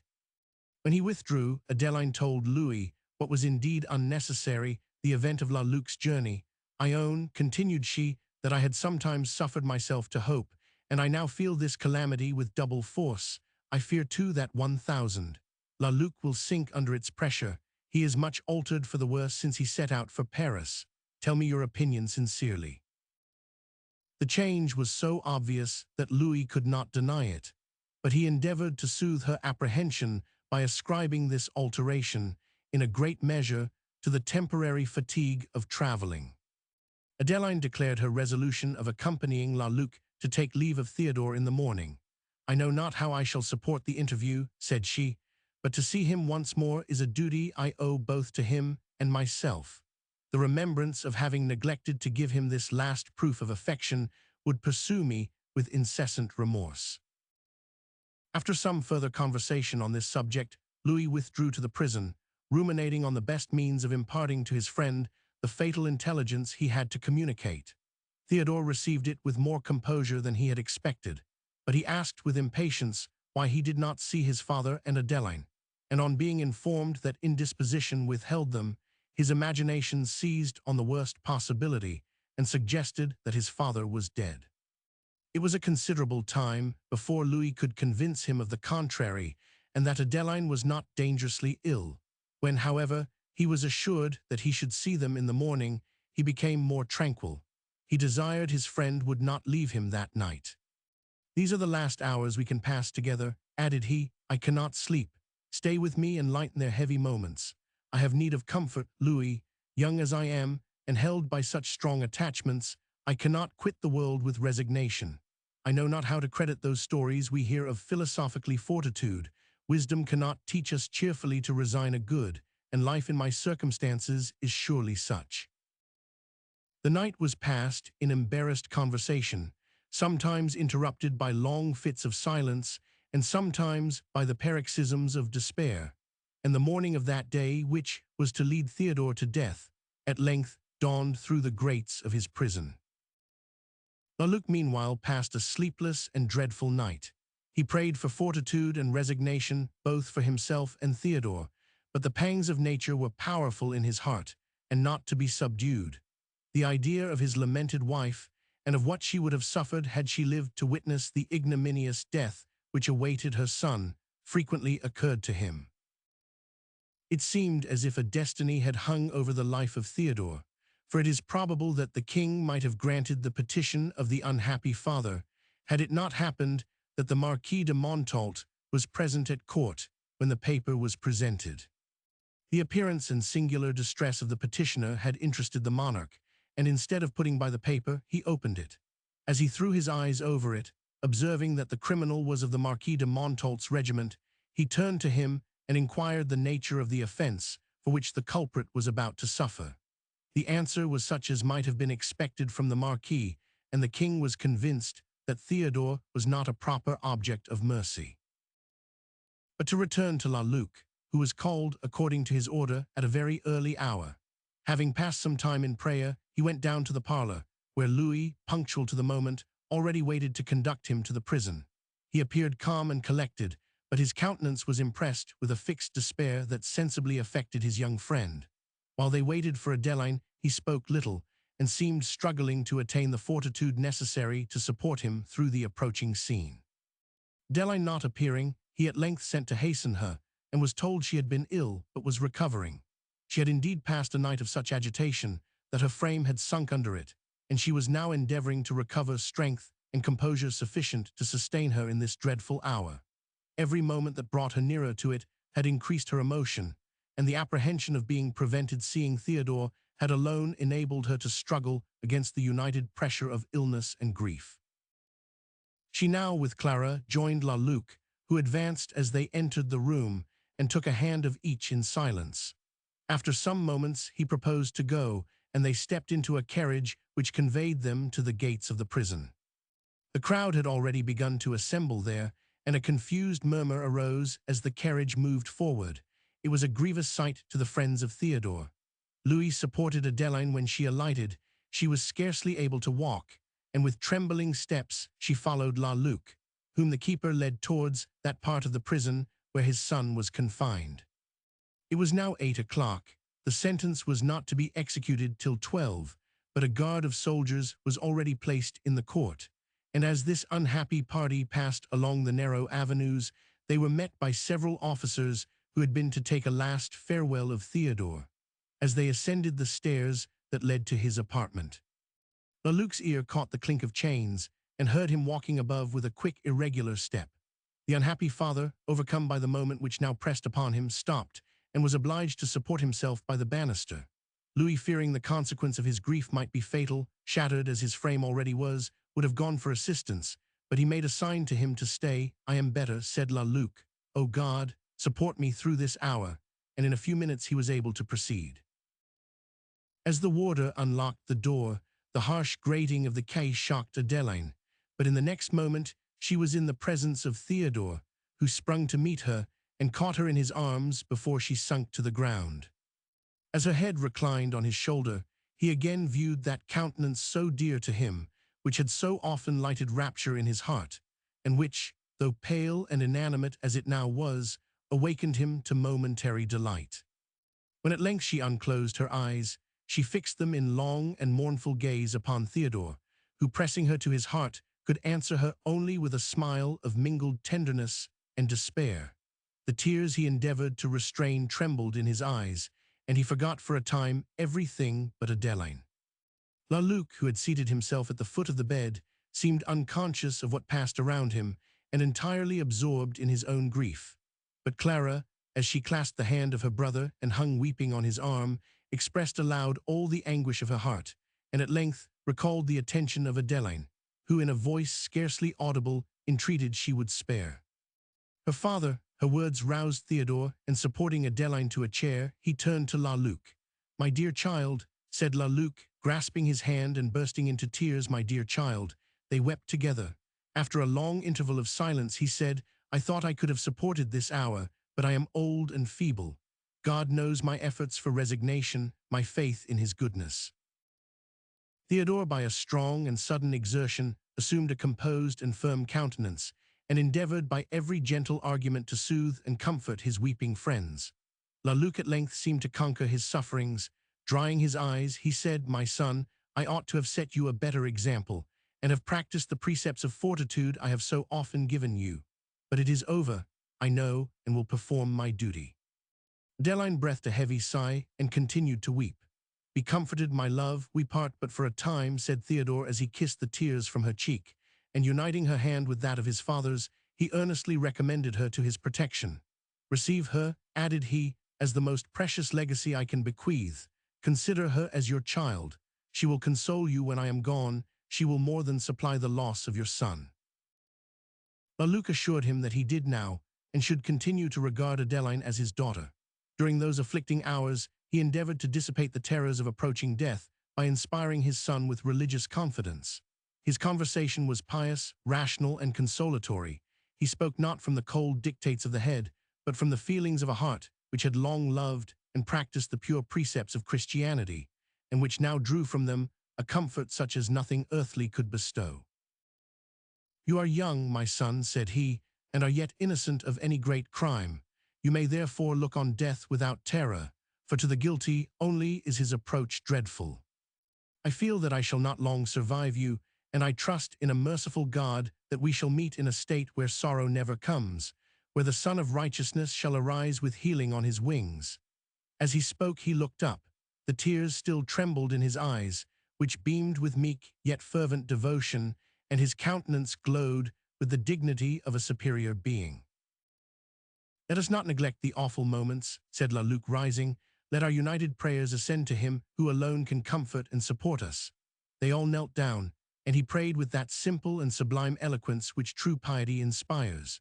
When he arose, he embraced his children separately, and when he came to Theodore, he paused, gazed upon him with an earnest, mournful expression, and was for some time unable to speak. Theodore could not bear this. He drew his hand before his eyes, and vainly endeavored to stifle the deep sobs which convulsed his frame. At length, recovering his voice, he entreated his father would leave him. "This misery is too much for us all," said he. "Let us not prolong it. The time is now drawing on. Leave me to compose myself. The sharpness of death consists in parting with those who are dear to us. When that is past, death is disarmed." "I will not leave you, my son," replied La Luc. "My poor girls shall go, but for me, I will be with you in your last moments." Theodore felt that this would be too much for them both, and urged every argument which reason could suggest to prevail with his father to relinquish his design, but he remained firm in his determination. "I will not suffer a selfish consideration of the pain I may endure," said La Luc, "to tempt me to desert my child when he will most require my support. It is my duty to attend you, and nothing shall withhold me." Theodore seized on the words of La Luc. "As you would that I should be supported in my last hour," said he, "I entreat that you will not be witness of it. Your presence, my dear father, would subdue all my fortitude, would destroy what little composure I may otherwise be able to attain. Add not to my sufferings the view of your distress, but leave me to forget, if possible, the dear parent I must quit forever." His tears flowed anew. La Luc continued to gaze on him in silent agony. At length he said, "Well, be it so. If indeed my presence would distress you, I will not go." His voice was broken and interrupted. After a pause of some moments, he again embraced Theodore. "We must part," said he, "we must part. But it is only for a time. We shall soon be reunited in a higher world. O God, thou seest my heart, thou seest all its feelings in this bitter hour." Grief again overcame him. He pressed Theodore in his arms, and at length, seeming to summon all his fortitude, he again said, "We must parto. My son, farewell for ever in this world. The mercy of Almighty God support and bless you." He turned away to leave the prison, but quite worn out with grief, sunk into a chair near the door he would have opened. Theodore gazed with a distracted countenance, alternately on his father, on Clara, and on Adeline, whom he pressed to his throbbing heart, and their tears flowed together. "And do I then," cried he, "for the last time look upon that countenance? Shall I never, never more behold it? Oh, exquisite misery! Yet once Aginance more," continued he, pressing her cheek, "but it was insensible and cold as marble." Louis, who had left the room soon after La Luc arrived, that his presence might not interrupt their farewell grief, now returned. Adeline raised her head, and perceiving who entered, it again sunk on the bosom of Theodore. Louis appeared much agitated. La Luc arose. "We must go," said he. "Adeline, my love, exert yourself. Clara, me children, let us depart. Yet one last embrace, and then—" Louis advanced and took his hand. "My dear sir, I have something to say, yet I fear to tell it." "What do you mean?" said La Luc with quickness. "No new misfortune can have power to afflict me at this moment. Do not fear to speak." "I rejoice that I cannot put you to the proof," replied Louis. "I have seen you sustain the most trying affliction with fortitude. Can you support the transports of hope?" La Luc gazed eagerly on Louis. "Speak," said he, in a faint voice. Adeline raised her head, and trembling between hope and fear, looked as if she would have searched his soul. He smiled cheerfully upon her. "Is it so? Is it possible?" she exclaimed, suddenly reanimated. "He lives. He lives." She said no more, but ran to La Luc, who sunk fainting in his chair, while Theodore and Clara with one voice called on Louis to relieve them from the tortures of suspense. He proceeded to inform them that he had obtained from the commanding officer a respite for Theodore till the king's further pleasure could be known.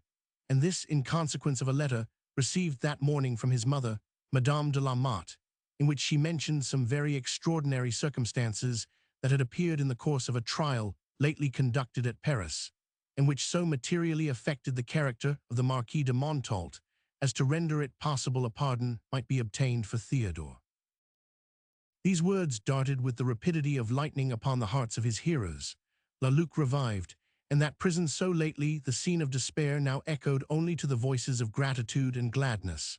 La Luc, raising his clasped hands to heaven, said, "Great God, support me in this moment as thou hast already supported me. If my son lives, I die in peace." He embraced Theodore, and remembering the anguish of his last embrace, tears of thankfulness and joy flowed to the contrast. So powerful indeed was the effect of this temporary reprieve, and of the hope it introduced, that if an absolute pardon had been obtained, it could scarcely for the moment have diffused a more lively joy. But when the first emotions were subsided, the uncertainty of Theodore's fate once more appeared. Adeline forbore to express this, but Clara, without scruple, lamented the possibility that her brother might yet be taken from them, and all their joy be turned to sorrow. A look from Adeline checked her. Joy was, however, so much the predominant feeling of the present moment, that the shade which reflection threw upon their hopes passed away like the cloud that is dispelled by the strength of the sunbeam, and Louis alone was pensive and abstracted.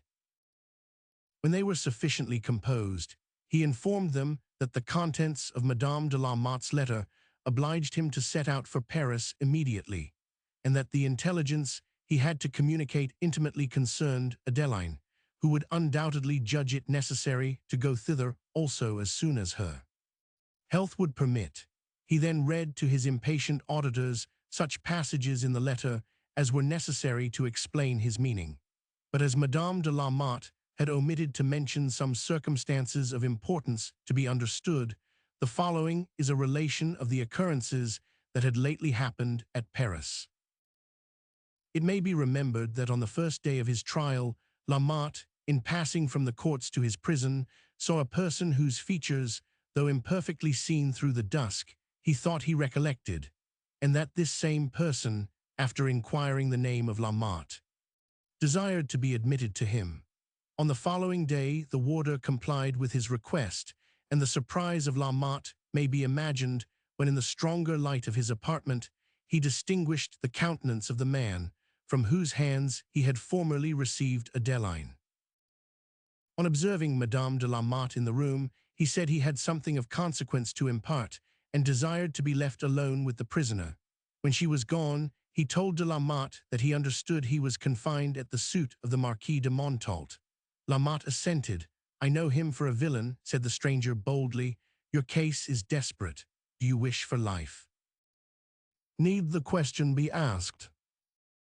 Your trial, I understand, proceeds tomorrow. I am now under confinement in this place for debt, but if you can obtain leave for me to go with you into the courts, and a condition from the judge that what I reveal shall not criminate myself, I will make discoveries that shall confound that same Marquis. I will prove him a villain, and it shall then be judged how far his word ought to be taken against you. La Motte, whose interest was now strongly excited, desired he would explain himself, and the man proceeded to relate a long history of the misfortunes and consequent poverty which had tempted him to become subservient to the schemes of the Marquis, till he suddenly checked himself and said, "When I obtain from the court the promise I require, I will explain myself fully. Till then, I cannot say more on the subject." La Motte could not forbear expressing a doubt of his sincerity, and a curiosity concerning the motive that had induced him to become the Marquis's accuser. "As to my motive, it is a very natural one," replied the man. "It is no easy matter to receive ill usage without resenting it, particularly from a villain whom you have served." La Motte, for his own sake, endeavored to check the vehemence with which this was uttered. "I care not who hears me," continued the stranger, but at the same time he lowered his voice. "I repeat it, the Marquis has used me ill. I have kept his secret long enough. He does not think it worthwhile to secure my silence, or he would relieve my necessities. I am in prison for debt, and have applied to him for relief. Since he does not choose to give it, let him take the consequence. I warrant he shall soon repent that he has provoked me, and 'tis fit he should." The doubts of La Motte were now dissipated.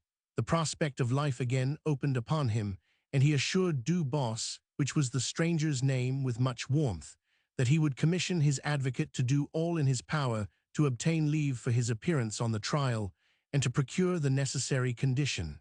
After some further conversation, they parted. Chapter 22. Drag forth the legal monster into light. Wrench from his hand oppression's iron rod, and bid the cruel feel the pains they give. Leave was at length granted for the appearance of Du Bois, with a promise that his words should not criminate him, and he accompanied La Motte into court. The confusion of the Marquis de Montault on perceiving this man was observed by many persons present, and particularly by La Motte, who drew from this circumstance a favorable presage for himself. When Du Bois was called upon, he informed the court that on the night of the 21st of April, in the preceding year, one Jean Dawnay, a man he had known many years, came to his lodging. After they had discoursed for some time on their circumstances, Dawnay said he knew a way by which Du Bois might change all his poverty to riches, but that he would not say more till he was certain he would be willing to follow it. The distressed state in which Du Bois then was made him anxious to learn the means which would bring him relief. He eagerly inquired what his friend meant, and after some time Dawnay explained himself.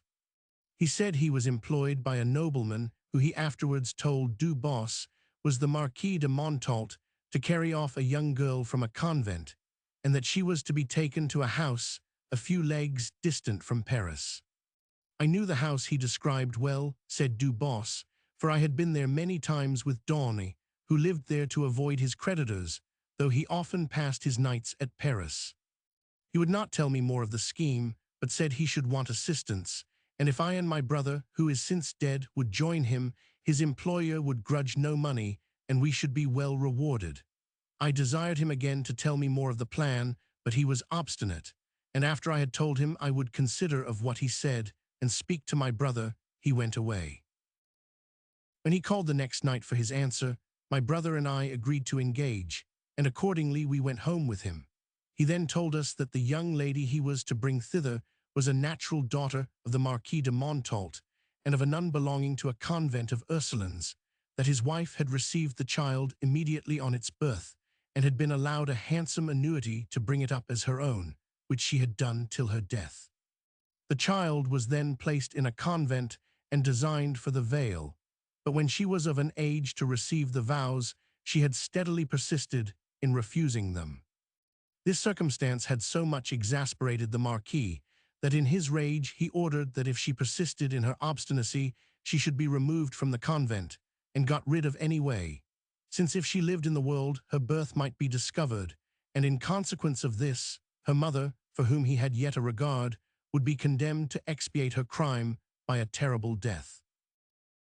Du Bois was interrupted in his narrative by the counsel of the Marquis, who contended that the circumstances alleged tending to criminate his client, the proceeding was both irrelevant and illegal. He was answered that it was not irrelevant, and therefore not illegal, for that the circumstances which threw light upon the character of the Marquis affected his evidence against La Motte. Du Bois was suffered to proceed. Dawnay then said that the Marquis had ordered him to dispatch her, but that, as he had been used to see her from her infancy, he could not find in his heart to do it, and wrote to tell him so. The Marquis then commanded him to find those who would, and this was the business for which he wanted us. My brother and I were not so wicked as this came to, and so we told Dawn, and I could not help asking why the Marquis resolved to murder his own child rather than expose her mother to the risque of suffering death. He said the Marquis had never seen his child, and that therefore it could not be supposed he felt much kindness towards it, and still less that he could love it better than he loved its mother. Du Bois proceeded to relate how much he and his brother had endeavored to soften the heart of Dawnay towards the Marquis's daughter, and that they prevailed with him to write again and plead for her.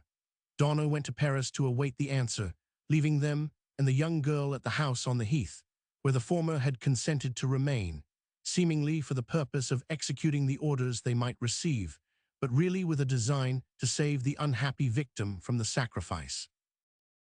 It is probable that Du Bois, in this instance, gave a false account of his motive, since, if he was really guilty of an intention so atrocious as that of murder, he would naturally endeavor to conceal it.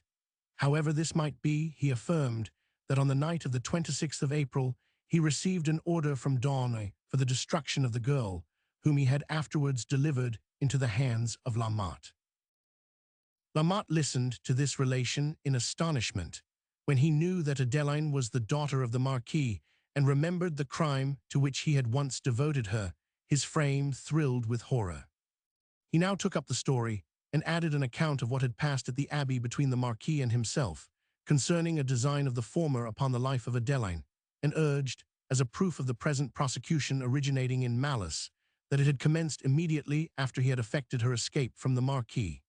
He concluded, however, with saying that as the Marquis had immediately sent his people in pursuit of her, it was possible she might yet have fallen a victim to his vengeance. Here the Marquis's counsel again interfered, and their objections were again overruled by the court. The uncommon degree of emotion which his countenance betrayed during the narrations of Du Bois and de la Motte was generally observed. The court suspended the sentence of the latter, ordered that the Marquis should be put under immediate arrest, and that Adeline, the name given by her foster mother, and Jean Dawn, should be sought for. The Marquis was accordingly seized at the suit of the Crown, and put under confinement till Adeline should appear, or proof could be obtained that she died by his order, and till Dawn should confirm or destroy the evidence of de la Motte. Madame, who at length obtained intelligence of her son's residence from the town where he was formerly stationed, had acquainted him with his father's situation and the proceedings of the trial, and as she believed that Adeline, if she had been so fortunate as to escape the Marquis's pursuit, was still in Savoy, she desired Louis would obtain leave of absence and bring her to Paris, where her immediate presence was requisite to substantiate the evidence, and probably to save the life of La Motte. On the receipt of her letter, which happened on the morning appointed for the execution of Theodore, Louis went immediately to the commanding officer to petition for a respite till the king's further pleasure should be known. He founded his plea on the arrest of the Marquis, and showed the letter he had just received. The commanding officer readily granted a reprieve, and Louis, who, on the arrival of this letter, had forborne to communicate its contents to Theodore, lest it should torture him with false hope, now hastened to him with this comfortable news. Chapter 23. Lo, on his funeral couch he lies. No pitying heart, no eye afford. A tear, lo, grace his obsequies. Gray. On learning the purport of Madame de la Motte's letter, Adeline saw the necessity of her immediate departure for Paris. The life of La Motte, who had more than saved hers, the life perhaps of her beloved Theodore, depended on the testimony she should give. And she who had so lately been sinking under the influence of illness and despair, who could scarcely raise her languid head or speak, but in the faintest accents, now reanimated with hope, and invigorated by a sense of the importance of the business before her, prepared to perform a rapid journey of some 100 miles. Theodore tenderly entreated that she would so far consider her health as to delay this journey for a few days, but with a smile of enchanting tenderness she assured him that she was now too happy to be ill, and that the same cause which would confirm her happiness would confirm her health. So strong was the effect of hope upon her mind, now that it succeeded to the misery of despair, that it overcame the shock she suffered on believing herself a daughter of the Marquis, and every other painful reflection. She did not even foresee the obstacle that circumstance might produce to her union with Theodore, should he at last be permitted to live. It was settled that she should set off for Paris in a few hours with Louis, and attended by Peter. These hours were passed by La Luc and his family in the prison. When the time of her departure arrived, the spirits of Adeline again forsook her, and the illusions of joy disappeared. She no longer beheld Theodore as one respited from death, but took leave of him with a mournful presentiment that she should see him no more. So strongly was this presage impressed upon her mind, that it was long before she could summon resolution to bid him farewell, and when she had done so, and even left the apartment, she returned to take of him a last look. As she was once more quitting the room, her melancholy imagination represented Theodore at the place of execution, pale and convulsed in death. She again turned her lingering eyes upon him, but fancy affected her sense, for she thought, as she now gazed, that his countenance changed and assumed a ghastly hue. All her resolution vanished, and such was the anguish of her heart that she resolved to defer her journey till the morrow, though she must by this means lose the protection of Louis, whose impatience to meet his father would not suffer the delay. The triumph of passion, however, was transient. Soothed by the indulgence she promised herself, her grief subsided, reason resumed its influence. She again saw the necessity of her immediate departure and recollected sufficient resolution to submit. Luc would have accompanied her for the purpose of again soliciting the king in behalf of his son, had not the extreme weakness and lassitude to which he was reduced made traveling impracticable. At length, Adeline with a heavy heart quitted Theodore, notwithstanding his entreaties that she would not undertake the journey in her present weak state, and was accompanied by Clara and Luc to the inn. The former parted from her friend with many tears and much anxiety for her welfare, but under a hope of soon meeting again. Should a pardon be granted to Theodore, Luc designed to fetch Adeline from Paris, but should this be refused, she was to return with Peter. He bade her adieu with a father's kindness, which she repaid with a filial affection, and in her last words conjured him to attend to the recovery of his health. The languid smile he assumed seemed to express that her solicitude was vain, and that he thought his health past recovery. Thus Adeline quitted the friends so justly dear to her, and so lately found, for Paris, where she was a stranger, almost without protection, and compelled to meet a father who had pursued her with the utmost cruelty in a public court of justice. The carriage in leaving Vaisseau passed by the prison. She threw an eager look towards it as she passed. Its heavy black walls and narrow-grated windows seemed to frown upon her hopes, but Theodore was there, and leaning from the window, she continued to gaze upon it till an abrupt turning in the street concealed it from her view. She then sunk back in the carriage, and yielding to the melancholy of her heart, wept in silence. Louis was not disposed to interrupt it. His thoughts were anxiously employed on his father's situation, and the travelers proceeded many miles without exchanging a word. At Paris, whither we shall now return, the search after Jean Daunay was prosecuted without success. The house on the heath, described by Dubos, was found uninhabited, and to the places of his usual resort in the city, where the officers of the police awaited him, he no longer came. It even appeared doubtful whether he was living, for he had absented himself from the houses of his customary rendezvous some time before the trial of La Motte. It was therefore certain that his absence was not occasioned by anything which had passed in the courts. In the solitude of his confinement, the Marquis de Montault had leisure to reflect on the past and to repent of his crimes, but reflection and repentance formed as yet no part of his disposition. He turned with impatience from recollections which produced only pain, and looked forward to the future with an endeavor to avert the disgrace and punishment which he saw impending. The elegance of his manners had so effectually veiled the depravity of his heart that he was a favorite with his sovereign, and on this circumstance he rested his hope of security. He, however, severely repented that he had indulged the hasty spirit of revenge which had urged him to the prosecution of La Motte, and had thus unexpectedly involved him in a situation dangerous if not fatal, since, if Adeline could not be found, he would be concluded guilty of her death. But the appearance of Daunay was the circumstance he most dreaded, and to oppose the possibility of this, he employed secret emissaries to discover his retreat and to bribe him to his interest. These were, however, as unsuccessful in their research as the officers of police, and the Marquis at length began to hope that the man was really dead. La Motte meanwhile awaited with trembling impatience the arrival of his son, when he should be relieved in some degree from his uncertainty concerning Adeline. On this appearance, he rested his only hope of life, since the evidence against him would lose much of its validity from the confirmation she would give of the bad character of his prosecutor, and if the Parliament even condemned La Motte, the clemency of the king might yet operate in his favor.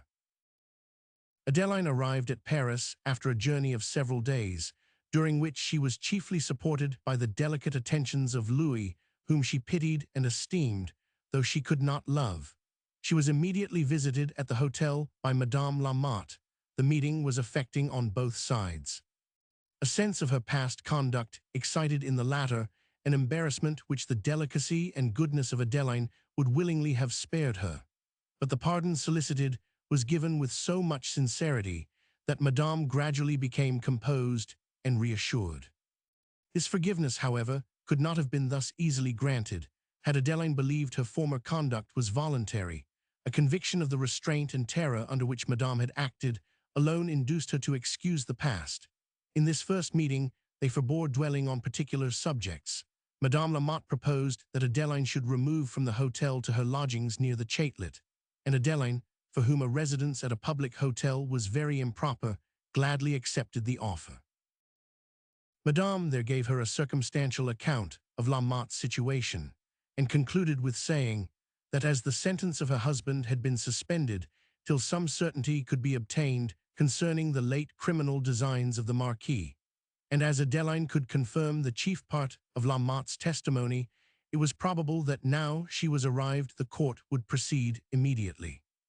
She now learnt the full extent of her obligation to La Motte, for she was till now ignorant that, when he sent her from the forest, he saved her from death. The horror of the Marquis, whom she could not bear to consider as her father, and her gratitude to her deliverer redoubled, and she became impatient to give the testimony so necessary to the hopes of her preserver. Madame then said she believed it was not too late to gain admittance that night to the Chatelet, and as she knew how anxiously her husband wished to see Adeline, she entreated her consent to go thither. Adeline, though much harassed and fatigued, complied, when Louis returned from 1,000. Nemers, his father's advocate, whom he had hastened to inform of her arrival, they all set out for the Chatelet. The view of the prison into which they were now admitted so forcibly recalled to Adeline's mind the situation of Theodore that she with difficulty supported herself to the apartment of La Motte. When he saw her, a gleam of joy passed over his countenance, but again relapsing into despondency, he looked mournfully at her and then at Louis and groaned deeply. Adeline, in whom all remembrance of his former cruelty was lost in his subsequent kindness, expressed her thankfulness for the life he had preserved and her anxiety to serve him in warm and repeated terms. But her gratitude evidently distressed him. Instead of reconciling him to himself, it seemed to awaken a remembrance of the guilty designs he had once assisted, and to strike the pangs of conscience deeper in his heart. Endeavoring to conceal his emotions, he entered on the subject of his present danger, and informed Adeline what testimony would be required of her on the trial. After above an hour's conversation with La Motte, she returned to the lodgings of Madame, where, languid and ill, she withdrew to her chamber and tried to obliviate her anxieties in sleep. The Parliament which conducted the trial reassembled in a few days after the arrival of Adeline, and the two remaining witnesses of the Marquis, on whom he now rested his cause against La Motte, appeared. She was led trembling into the court, where almost the first object that met her eyes was the Marquis de Montault, whom she now beheld with an emotion entirely new to her, and which was strongly tinctured with horror. When Dubos saw her, he immediately swore to her identity. His testimony was confirmed by her manner, for, on perceiving him, she grew pale, and an universal tremor seized her.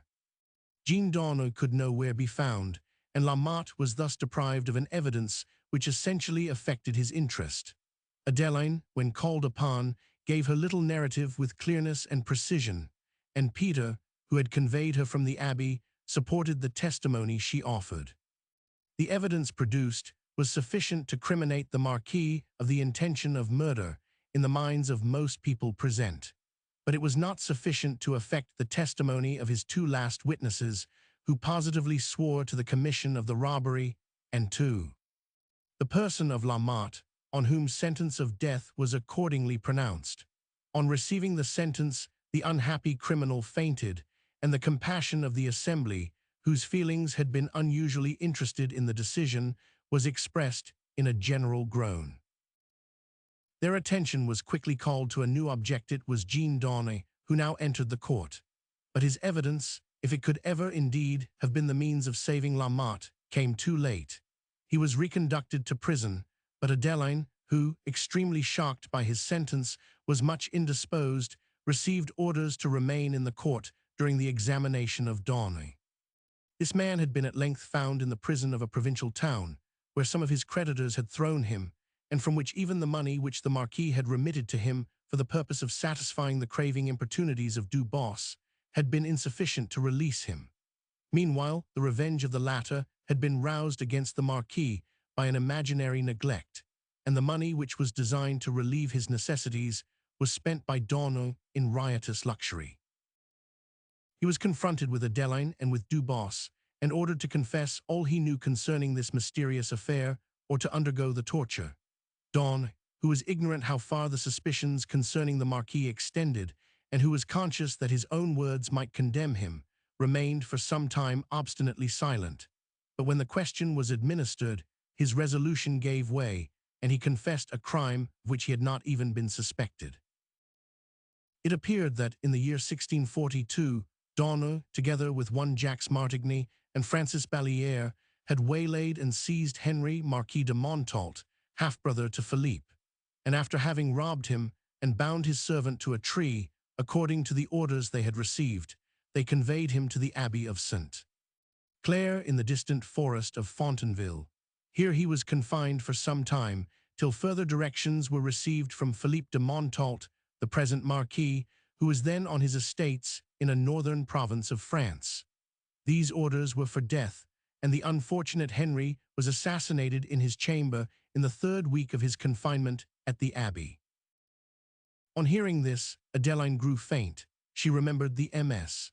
She had found, together with the extraordinary circumstances that had attended the discovery, every nerve thrilled with horror, and raising her eyes, she saw the countenance of the Marquis overspread with the livid paleness of guilt. She endeavored, however, to arrest her fleeting spirits while the man proceeded in his confession. When the murder was perpetrated, Darnay had returned to his employer, who gave him the reward agreed upon, and in a few months after delivered into his hands the infant daughter of the late Marquis, whom he conveyed to a distant part of the kingdom, where, assuming the name of St. Pierre, he brought her up as his own child, receiving from the present Marquis a considerable annuity for his secrecy. Adeline, no longer able to struggle with the tumult of emotions that now rushed upon her heart, uttered a deep sigh and fainted away. She was carried from the court, and when the confusion occasioned by this circumstance subsided, Jean Darnay went on. He related that on the death of his wife, Adeline was placed in a convent, from whence she was afterwards removed to another, where the Marquis had destined her to receive the vows, that her determined rejection of them had occasioned him to resolve upon her death, and that she had accordingly been removed to the house on the heath. Darnay added that by the Marquis's order he had misled Du Bos with a false story of her birth.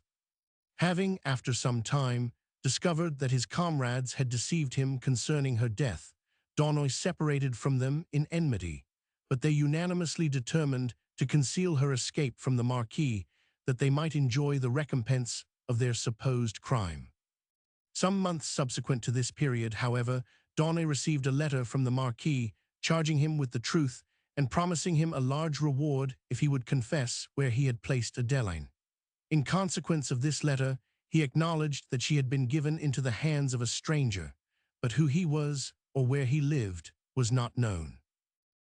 Upon these depositions, Philippe de Montault was committed to take his trial for the murder of Henry, his brother. Darnay was thrown into a dungeon of the Chatelet, and Du Bos was bound to appear as evidence. The feelings of the Marquis, who, in a prosecution stimulated by revenge, had thus unexpectedly exposed his crimes to the public eye and betrayed himself to justice, can only be imagined. The passions which had tempted him to the commission of a crime so horrid as that of murder, and what, if possible, heightened its atrocity, the murder of one connected with him by the ties of blood, and by habits of even infantine association passions which had stimulated him to so monstrous a deed, were ambition and the love of pleasure.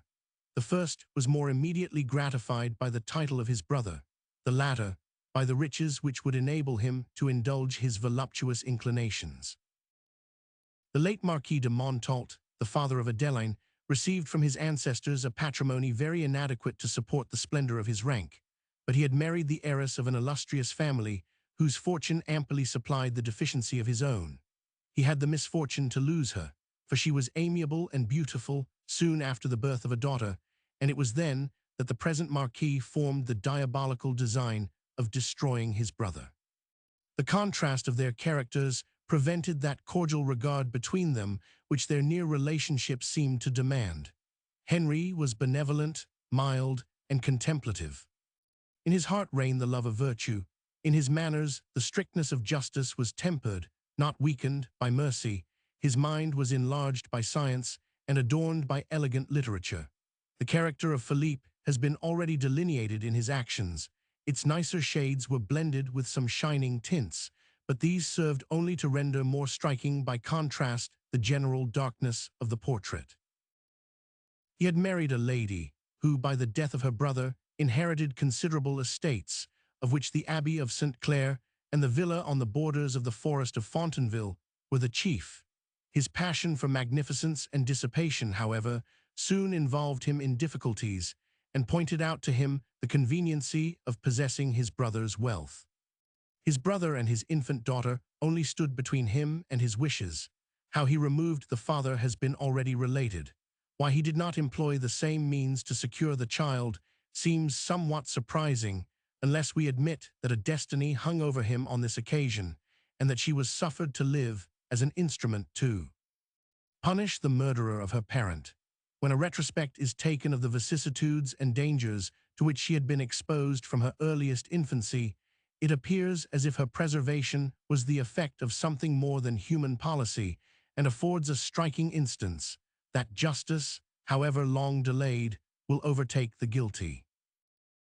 While the late unhappy Marquis was suffering at the Abbey, his brother, who, to avoid suspicion, remained in the north of France, delayed the execution of his horrid purpose from a timidity natural to a mind not yet inured to enormous guilt.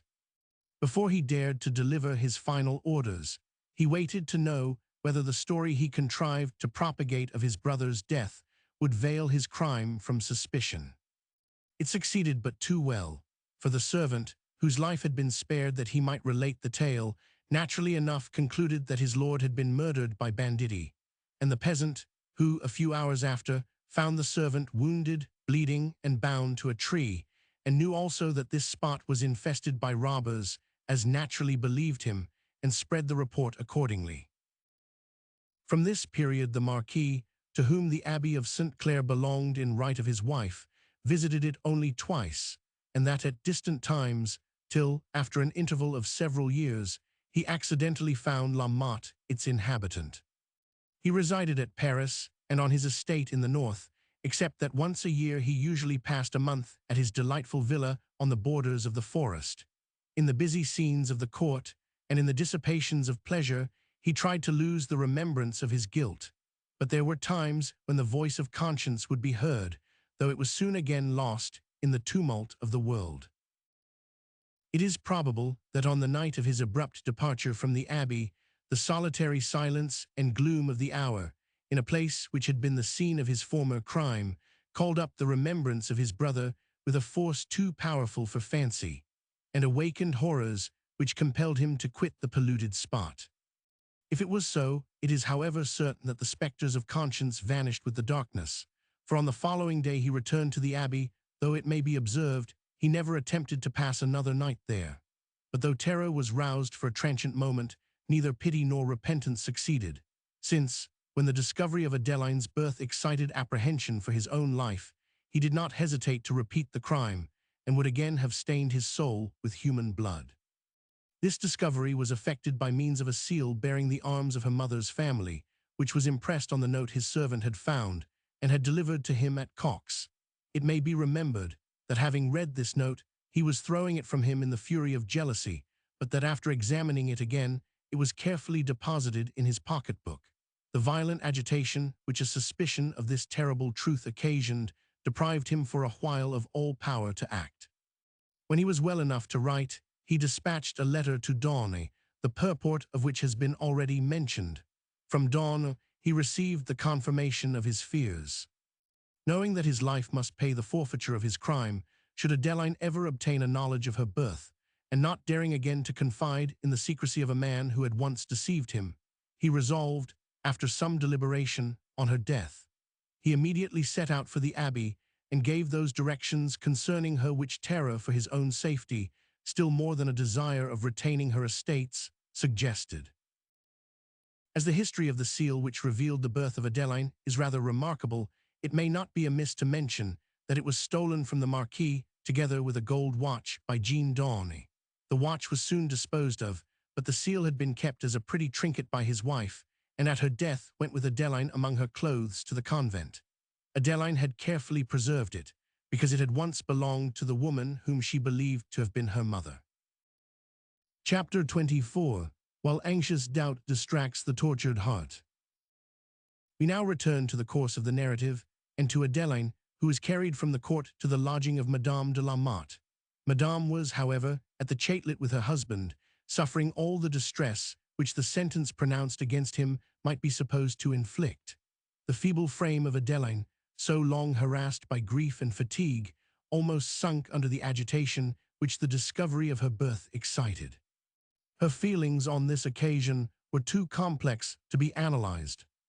From an orphan, subsisting on the bounty of others, without family, with few friends, and pursued by a cruel and powerful enemy, she saw herself suddenly transformed to the daughter of an illustrious house and the heiress of immense wealth. But she learned also that her father had been murdered in the prime of his days, murdered by means of his brother, against whom she must now appear, and in punishing the destroyer of her parent, doom her uncle to death. When she remembered the manuscript so singularly found, and considered that, when she wept to the sufferings it described, her tears had flowed for those of her father, her emotion cannot easily be imagined. The circumstances attending the discovery of these papers no longer appeared to be a work of chance, but of a power whose designs are great and just. "O my father," she would exclaim, "your last wish is fulfilled. The pitying heart you wished might trace your sufferings shall avenge them." On the return of Madame la Motte, Adeline endeavored, as usual, to suppress her own emotions, that she might soothe the affliction of her friend. She related what had passed in the courts after the departure of La Motte, and thus excited, even in the sorrowful heart of Madame, a momentary gleam of satisfaction. Adeline determined to recover, if possible, the manuscript. On inquiry she learned that La Motte, in the confusion of his departure, had left it among other things at the abbey. This circumstance much distressed her, the more so because she believed its appearance might be of importance on the approaching trial. She determined, however, if she could recover her rights, to have the manuscript sought for. In the evening Louis joined this mournful party. He came immediately from his father, whom he left more tranquil than he had been since the fatal sentence was pronounced. After a silent and melancholy supper, they separated for the night, and Adeline, in the solitude of her chamber, had leisure to meditate on the discoveries of this eventful day. The sufferings of her dead father, such as she had read them recorded by his own hand, pressed most forcibly to her thoughts. The narrative had formerly so much affected her heart, and interested her imagination, that her memory now faithfully reflected each particular circumstance there disclosed. But when she considered that she had been in the very chamber where her parent had suffered, where even his life had been sacrificed, and that she had probably seen the very dagger, seen it stained with rust, the rust of blood, by which he had fallen, the anguish and horror of her mind defied all control. On the following day, Adeline received orders to prepare for the prosecution of the Marquis de Montalt, which was to commence as soon as the requisite witnesses could be collected. Among these were the abbess of the convent, who had received her from the hands of Dawn, Madame la Motte, who was present when Dubos compelled her husband to receive Adeline, and Peter, who had not only been witness to this circumstance, but who had conveyed her from the abbey that she might escape the designs of the Marquis. La Motte and Theodore La Luc were incapacitated by the sentence of the law from appearing on the trial. When La Motte was informed of the discovery of Adeline's birth, and that her father had been murdered at the Abbey of St. Clair, he instantly remembered and mentioned to his wife the skeleton he found in the stone room leading to the subterranean cells. Neither of them doubted, from the situation in which it lay, hid in a chest in an obscure room strongly guarded, that La Motte had seen the remains of the late Marquis.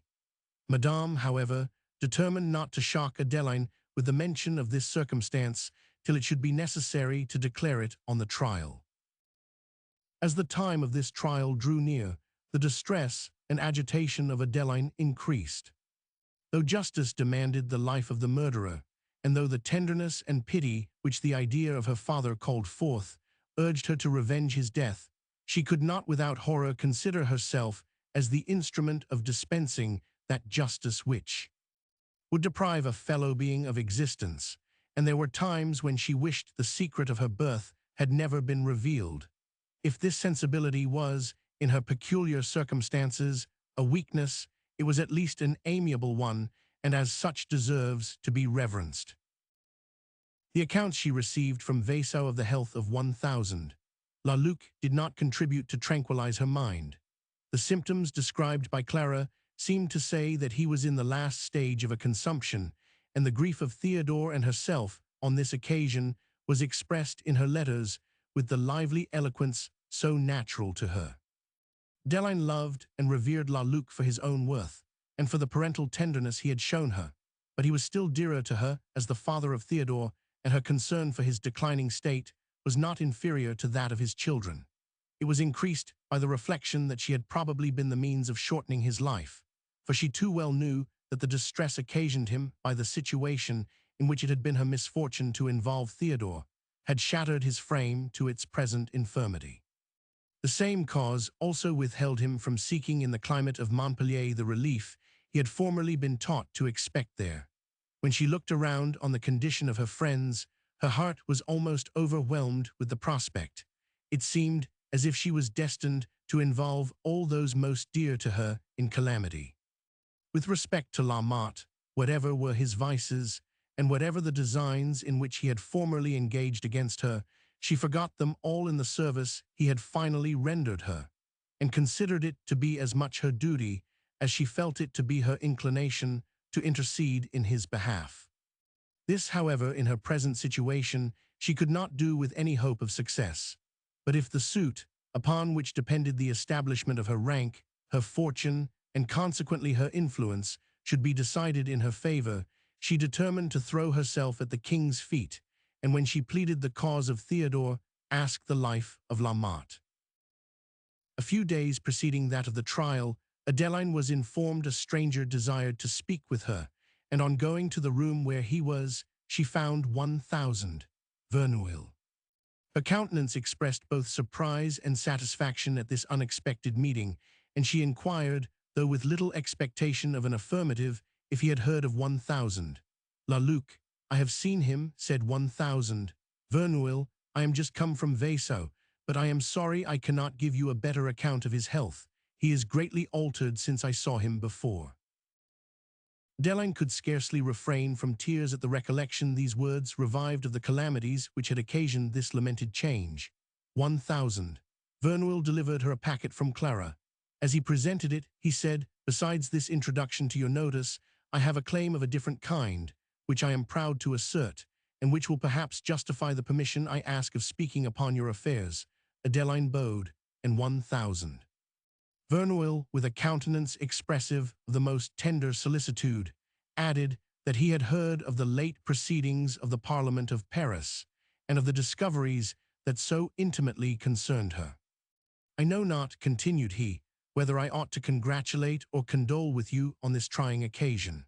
That I sincerely sympathize in all that concerns you I hope you will believe, and I cannot deny myself the pleasure of telling you that I am related, though distantly, to the late Marchioness your mother, for that she was your mother I cannot doubt. Adeline rose hastily and advanced towards 1000.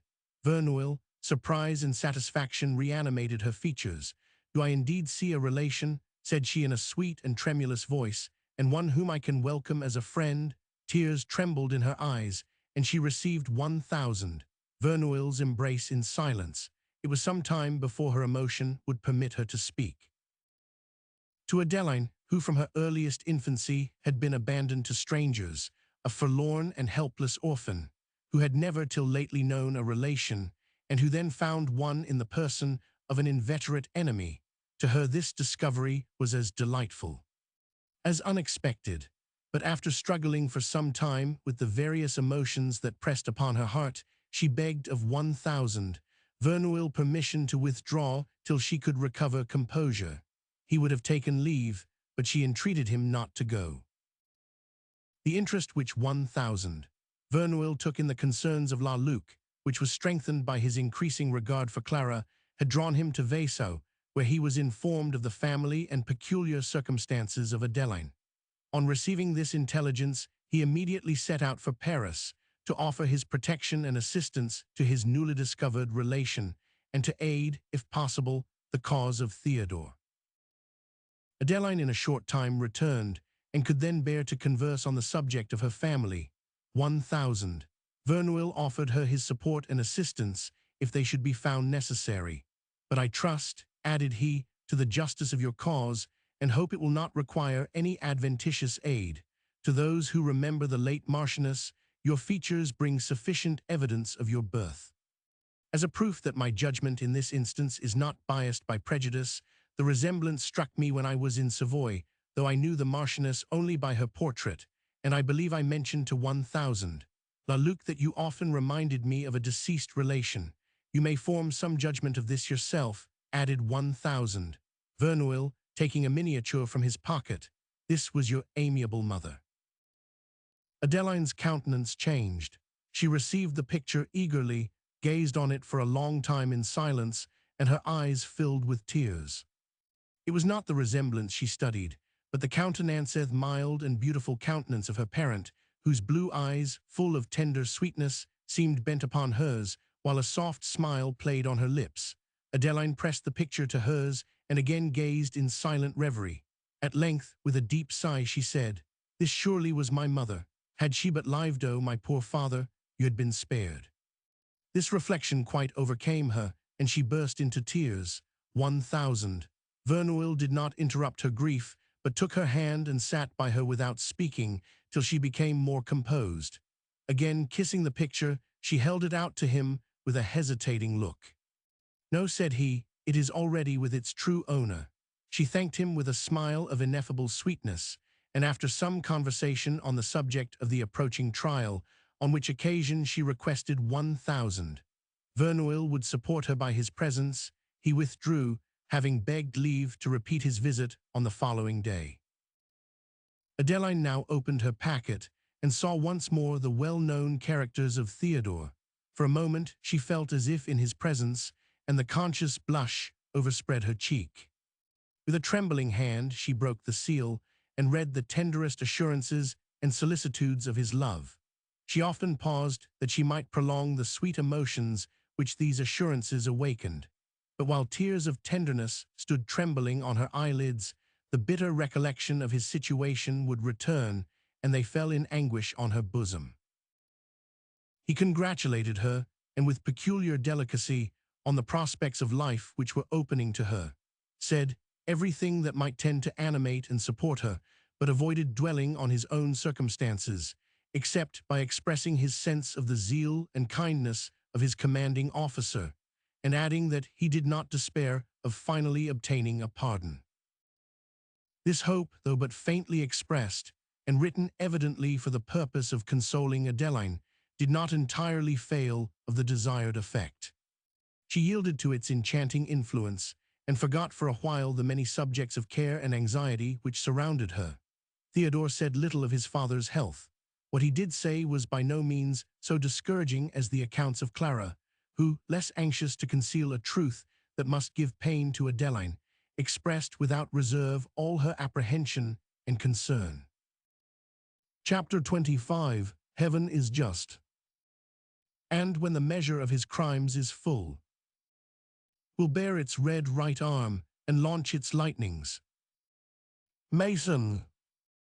The day of the trial so anxiously awaited, and on which the fate of so many persons depended, at length arrived. Adeline, accompanied by 1,000 Vernuil and Madame Lamotte, appeared as the prosecutor of the Marquis de Montault, and Donne, Dubos, Louis de la Motte, and several other persons as witnesses in her cause. The judges were some of the most distinguished in France, and the advocates on both sides men of eminent abilities. On a trial of such importance, the court, as may be imagined, was crowded with persons of distinction, and the spectacle it presented was strikingly solemn, yet magnificent. When she appeared before the tribunal, Adeline's emotions surpassed all the arts of disguise, but adding to the natural dignity of her air an expression of soft timidity, and to her downcast eyes a sweet confusion, it rendered her an object still more interesting, and she attracted the universal pity and admiration of the assembly. When she ventured to raise her eyes, she perceived that the Marquis was not yet in the court, and while she awaited his appearance in trembling expectation, a confused murmuring rose in a distant part of the hall. Her spirits now almost forsook her. The certainty of seeing immediately and consciously the murderer of her father chilled her with horror, and she was with difficulty preserved from fainting. A low sound now ran through the court, and an air of confusion appeared, which was soon communicated to the tribunal itself. Several of the members arose, some left the whole place exhibited a scene of disorder, and a report at length reached Adeline that the Marquis de Montalt was dying. A considerable time elapsed in uncertainty, but the confusion continued. The Marquis did not appear, and at Adeline's request 1,000. Verneuil went in quest of more positive information. He followed a crowd which was hurrying towards the chatelet, and with some difficulty gained admittance into the prison. But the porter at the gate, whom he had bribed for a passport, could give him no certain information on the subject of his inquiry, and not being at liberty to quit his post, furnished 1,000. Verneuil with only a vague direction to the Marquis's apartment. The courts were silent and deserted, but as he advanced, a distant hum of voices led him on, till, perceiving several persons running towards a staircase which appeared beyond the archway of a long passage, he followed thither and learned that the Marquis was certainly dying. The staircase was filled with people. He endeavored to press through the crowd, and after much struggle and difficulty, he reached the door of an anteroom which communicated with the apartment where the Marquis lay, and whence several persons now issued. Here he learned that the object of his inquiry was already dead. 1,000. Verneuil, however, pressed through the anteroom to the chamber where lay the Marquis on a bed surrounded by officers of the law and 2 notaries who appeared to have been taking down depositions. His countenance was suffused with a black and deadly hue and impressed with the horrors of death. 1,000. Verneuil turned away, shocked by the spectacle, and on inquiry heard that the Marquis had died by poison. It appeared that, convinced he had nothing to hope from his trial, he had taken this method of avoiding an ignominious death. In the last hours of life, while tortured with the remembrance of his crime, he resolved to make all the atonement that remained for him, and having swallowed the potion, he immediately sent for a confessor to take a full confession of his guilt, and 2 notaries, and thus establish Adeline beyond dispute in the rights of her birth, and also bequeathed her a considerable legacy. In consequence of these depositions, she was soon after formally acknowledged as the daughter and heiress of Henry, Marquis de Montalt, and the rich estates of her father were restored to her. She immediately threw herself at the feet of the king in behalf of Theodore and of La Motte. The character of the former, the cause in which he had risked his life, the occasion of the late Marquis's enmity towards him, were circumstances so notorious and so forcible that it is more than probable the monarch would have granted his pardon to a pleader less irresistible than was Adeline de Montalt. Theodore La Luc not only received an ample pardon, but in consideration of his gallant conduct towards Adeline, he was soon after raised to a post of considerable rank in the army. For La Motte, who had been condemned for the robbery on full evidence, and who had been also charged with the crime which had formerly compelled him to quit Paris, a pardon could not be obtained. But, at the earnest supplication of Adeline, and in consideration of the service he had finally rendered her, his sentence was softened from death to banishment.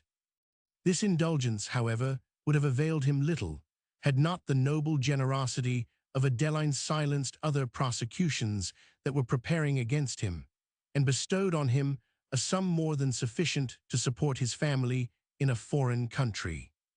This kindness operated so powerfully upon his heart, which had been betrayed through weakness rather than natural depravity, and awakened so keen a remorse for the injuries he had once meditated against a benefactress so noble, that his former habits became odious to him, and his character gradually recovered the hue which it would probably always have worn had he never been exposed to the tempting dissipations of Paris. The passion which Louis had so long owned for Adeline was raised almost to adoration by her late conduct, but he now relinquished even the faint hope which he had hitherto almost unconsciously cherished, and since the life which was granted to Theodore rendered this sacrifice necessary, he could not repine. He resolved, however, to seek in absence the tranquillity he had lost, and to place his future happiness on that of two persons so deservedly dear to him. On the eve of his departure, La Motte and his family took a very affecting leave of Adeline. He left Paris for England, where it was his design to settle, and Louis, who was eager to fly from her enchantments, set out on the same day for his regiment. Adeline remained some time at Paris to settle her affairs, where she was introduced by 1,000 Verneuil to the few and distant relations that remained of her family. Among these were the Count and Countess D, and the Monsieur Amand who had so much engaged her pity and esteem at Nice. The lady whose death he lamented was of the family of de Montault, and the resemblance which he had traced between her features and those of Adeline, her cousin, was something more than the effect of fancy.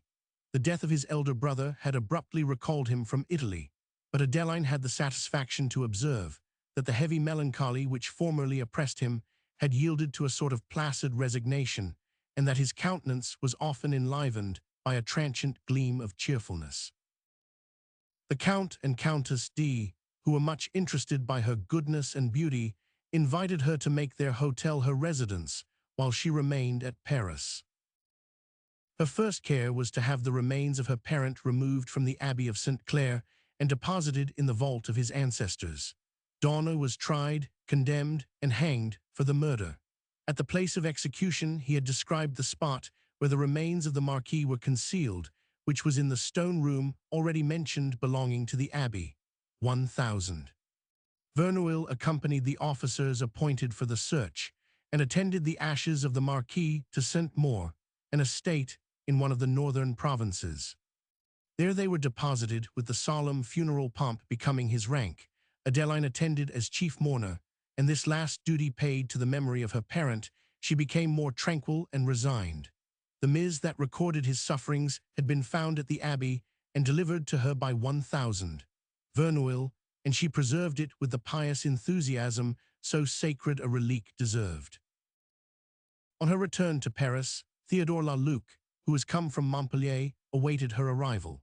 The happiness of this meeting was clouded by the account he brought of his father, whose extreme danger had alone withheld him from hastening the moment he obtained his liberty to thank Adeline for the life she had preserved.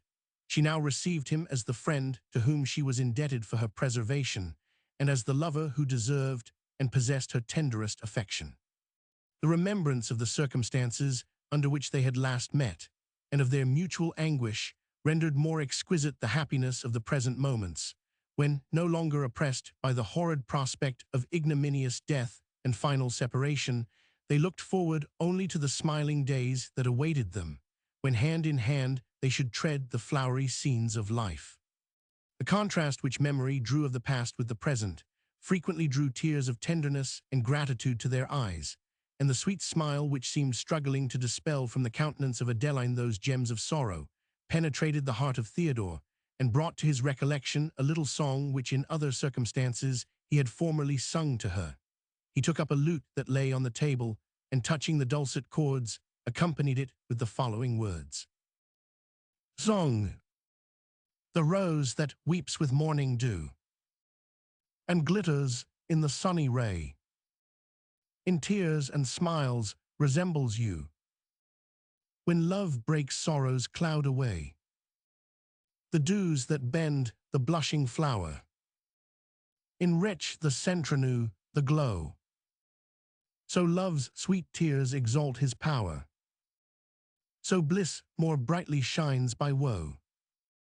Her affection for Theodore had induced Adeline to reject several suitors whom her goodness beauty, and wealth had already attracted, and who, though infinitely his superiors in point of fortune, were many of them inferior to him in family, and all of them in merit.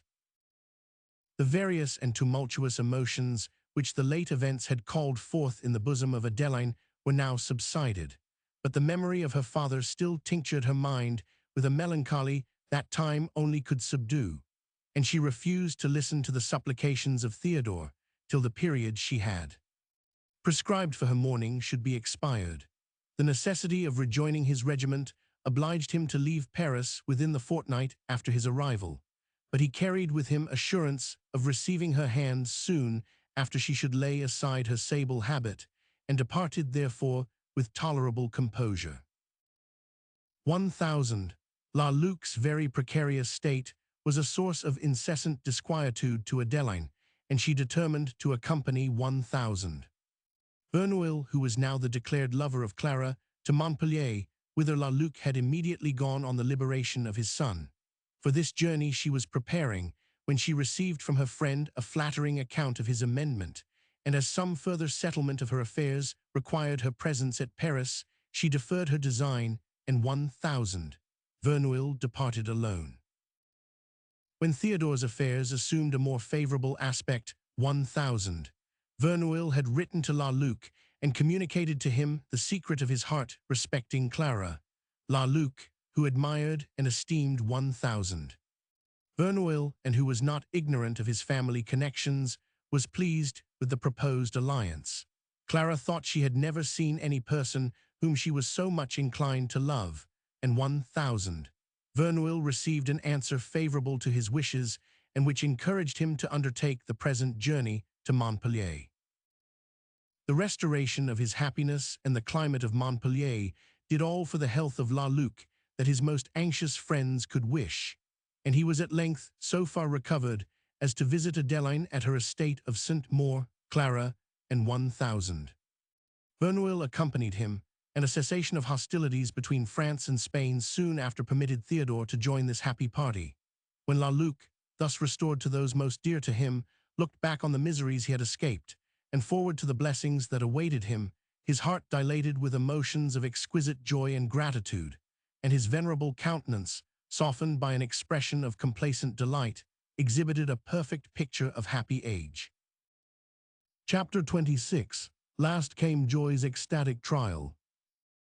They would have thought, who heard the strain, they saw in Tempe's vale her native maids, amidst the festal sounding shades, to some unwearied minstrel dancing, while as his flying fingers kissed the strings, love framed with mirth a gay fantastic round. Ode to the passions. Adeline, in the society of friends so beloved, lost the impression of that melancholy which the fate of her parent had occasioned. She recovered all her natural vivacity, and when she threw off the mourning habit which filial piety had required her to assume, she gave her hand to Theodore. The nuptials, which were celebrated at St. Maur, were graced by the presence of the Count and Countess D., and La Luc had the supreme felicity of confirming on the same day the flattering destinies of both his children. When the ceremony was over, he blessed and embraced them all with tears of fatherly affection. "I thank thee, O God, that I have been permitted to see this hour," said he. "Whenever it shall please thee to call me hence, I shall depart in peace." "Long, very long, may you be spared to bless your children," replied Adeline.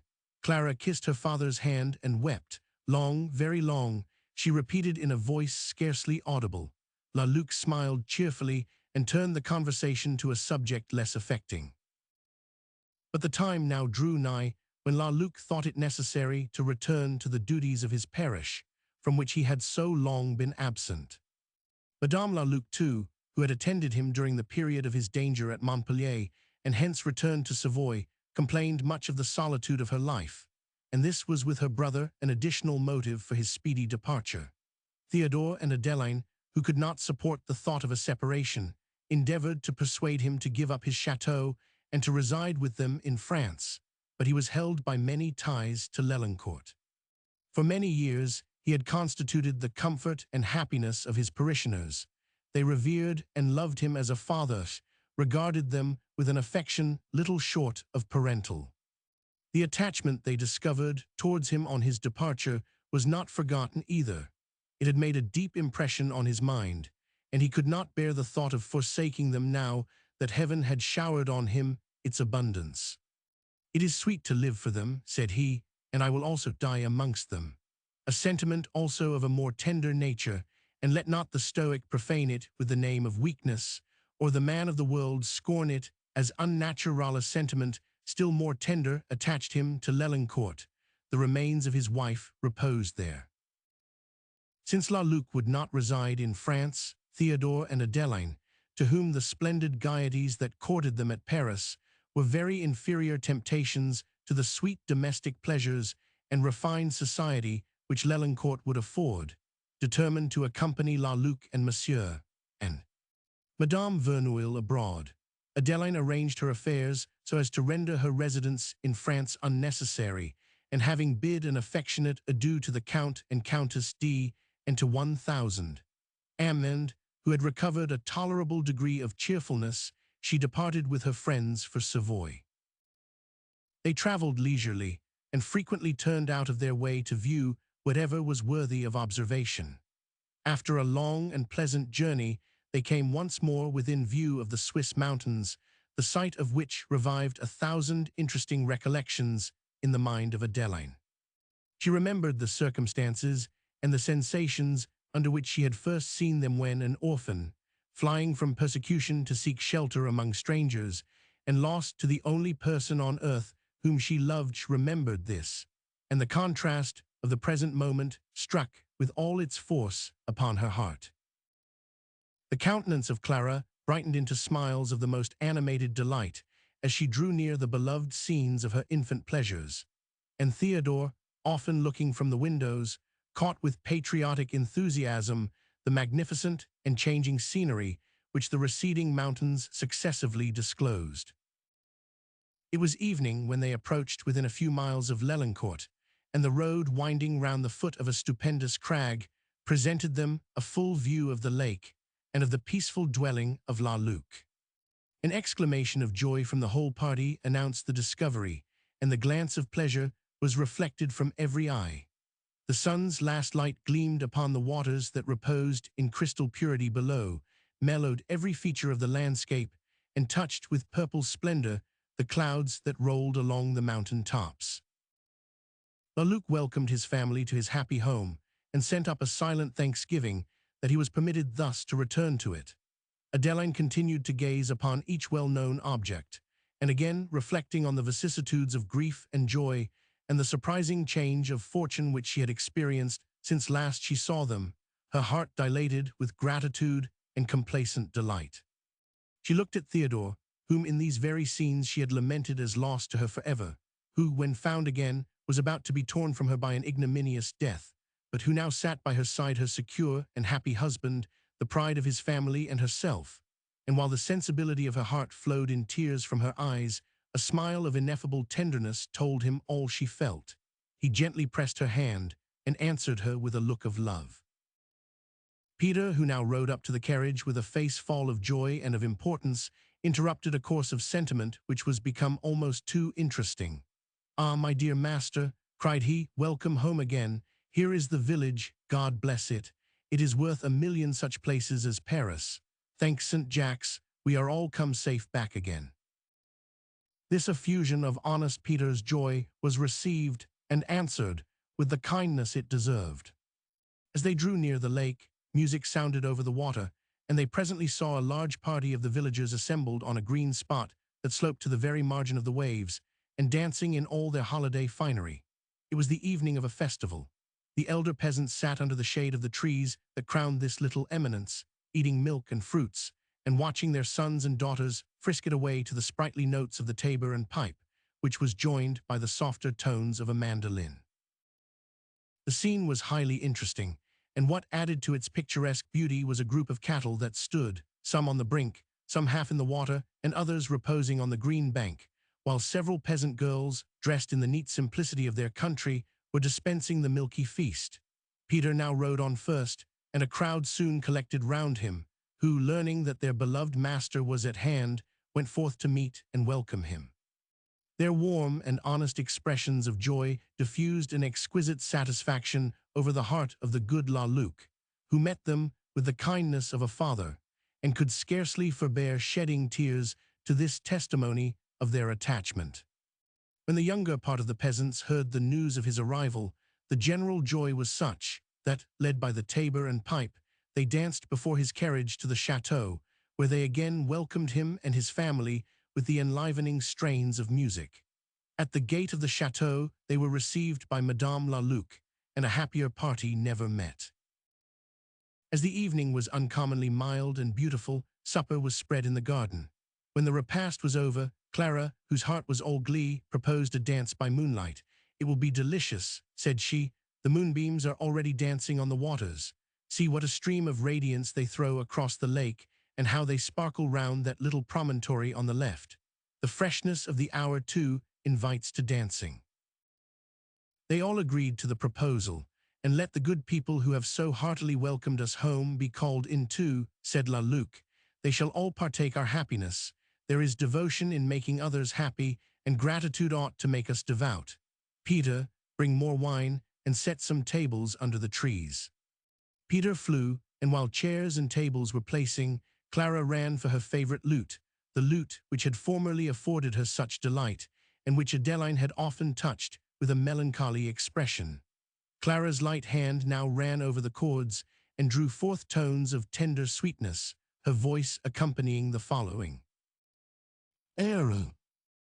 Now at moonlight's fairy hoar, when faintly gleams each dewy steep, in vale and mountain, lake and bower, in solitary grandeur sleep, when slowly sinks the evening breeze, that lulls the mind in pensive care, and fancy loftier visions sees.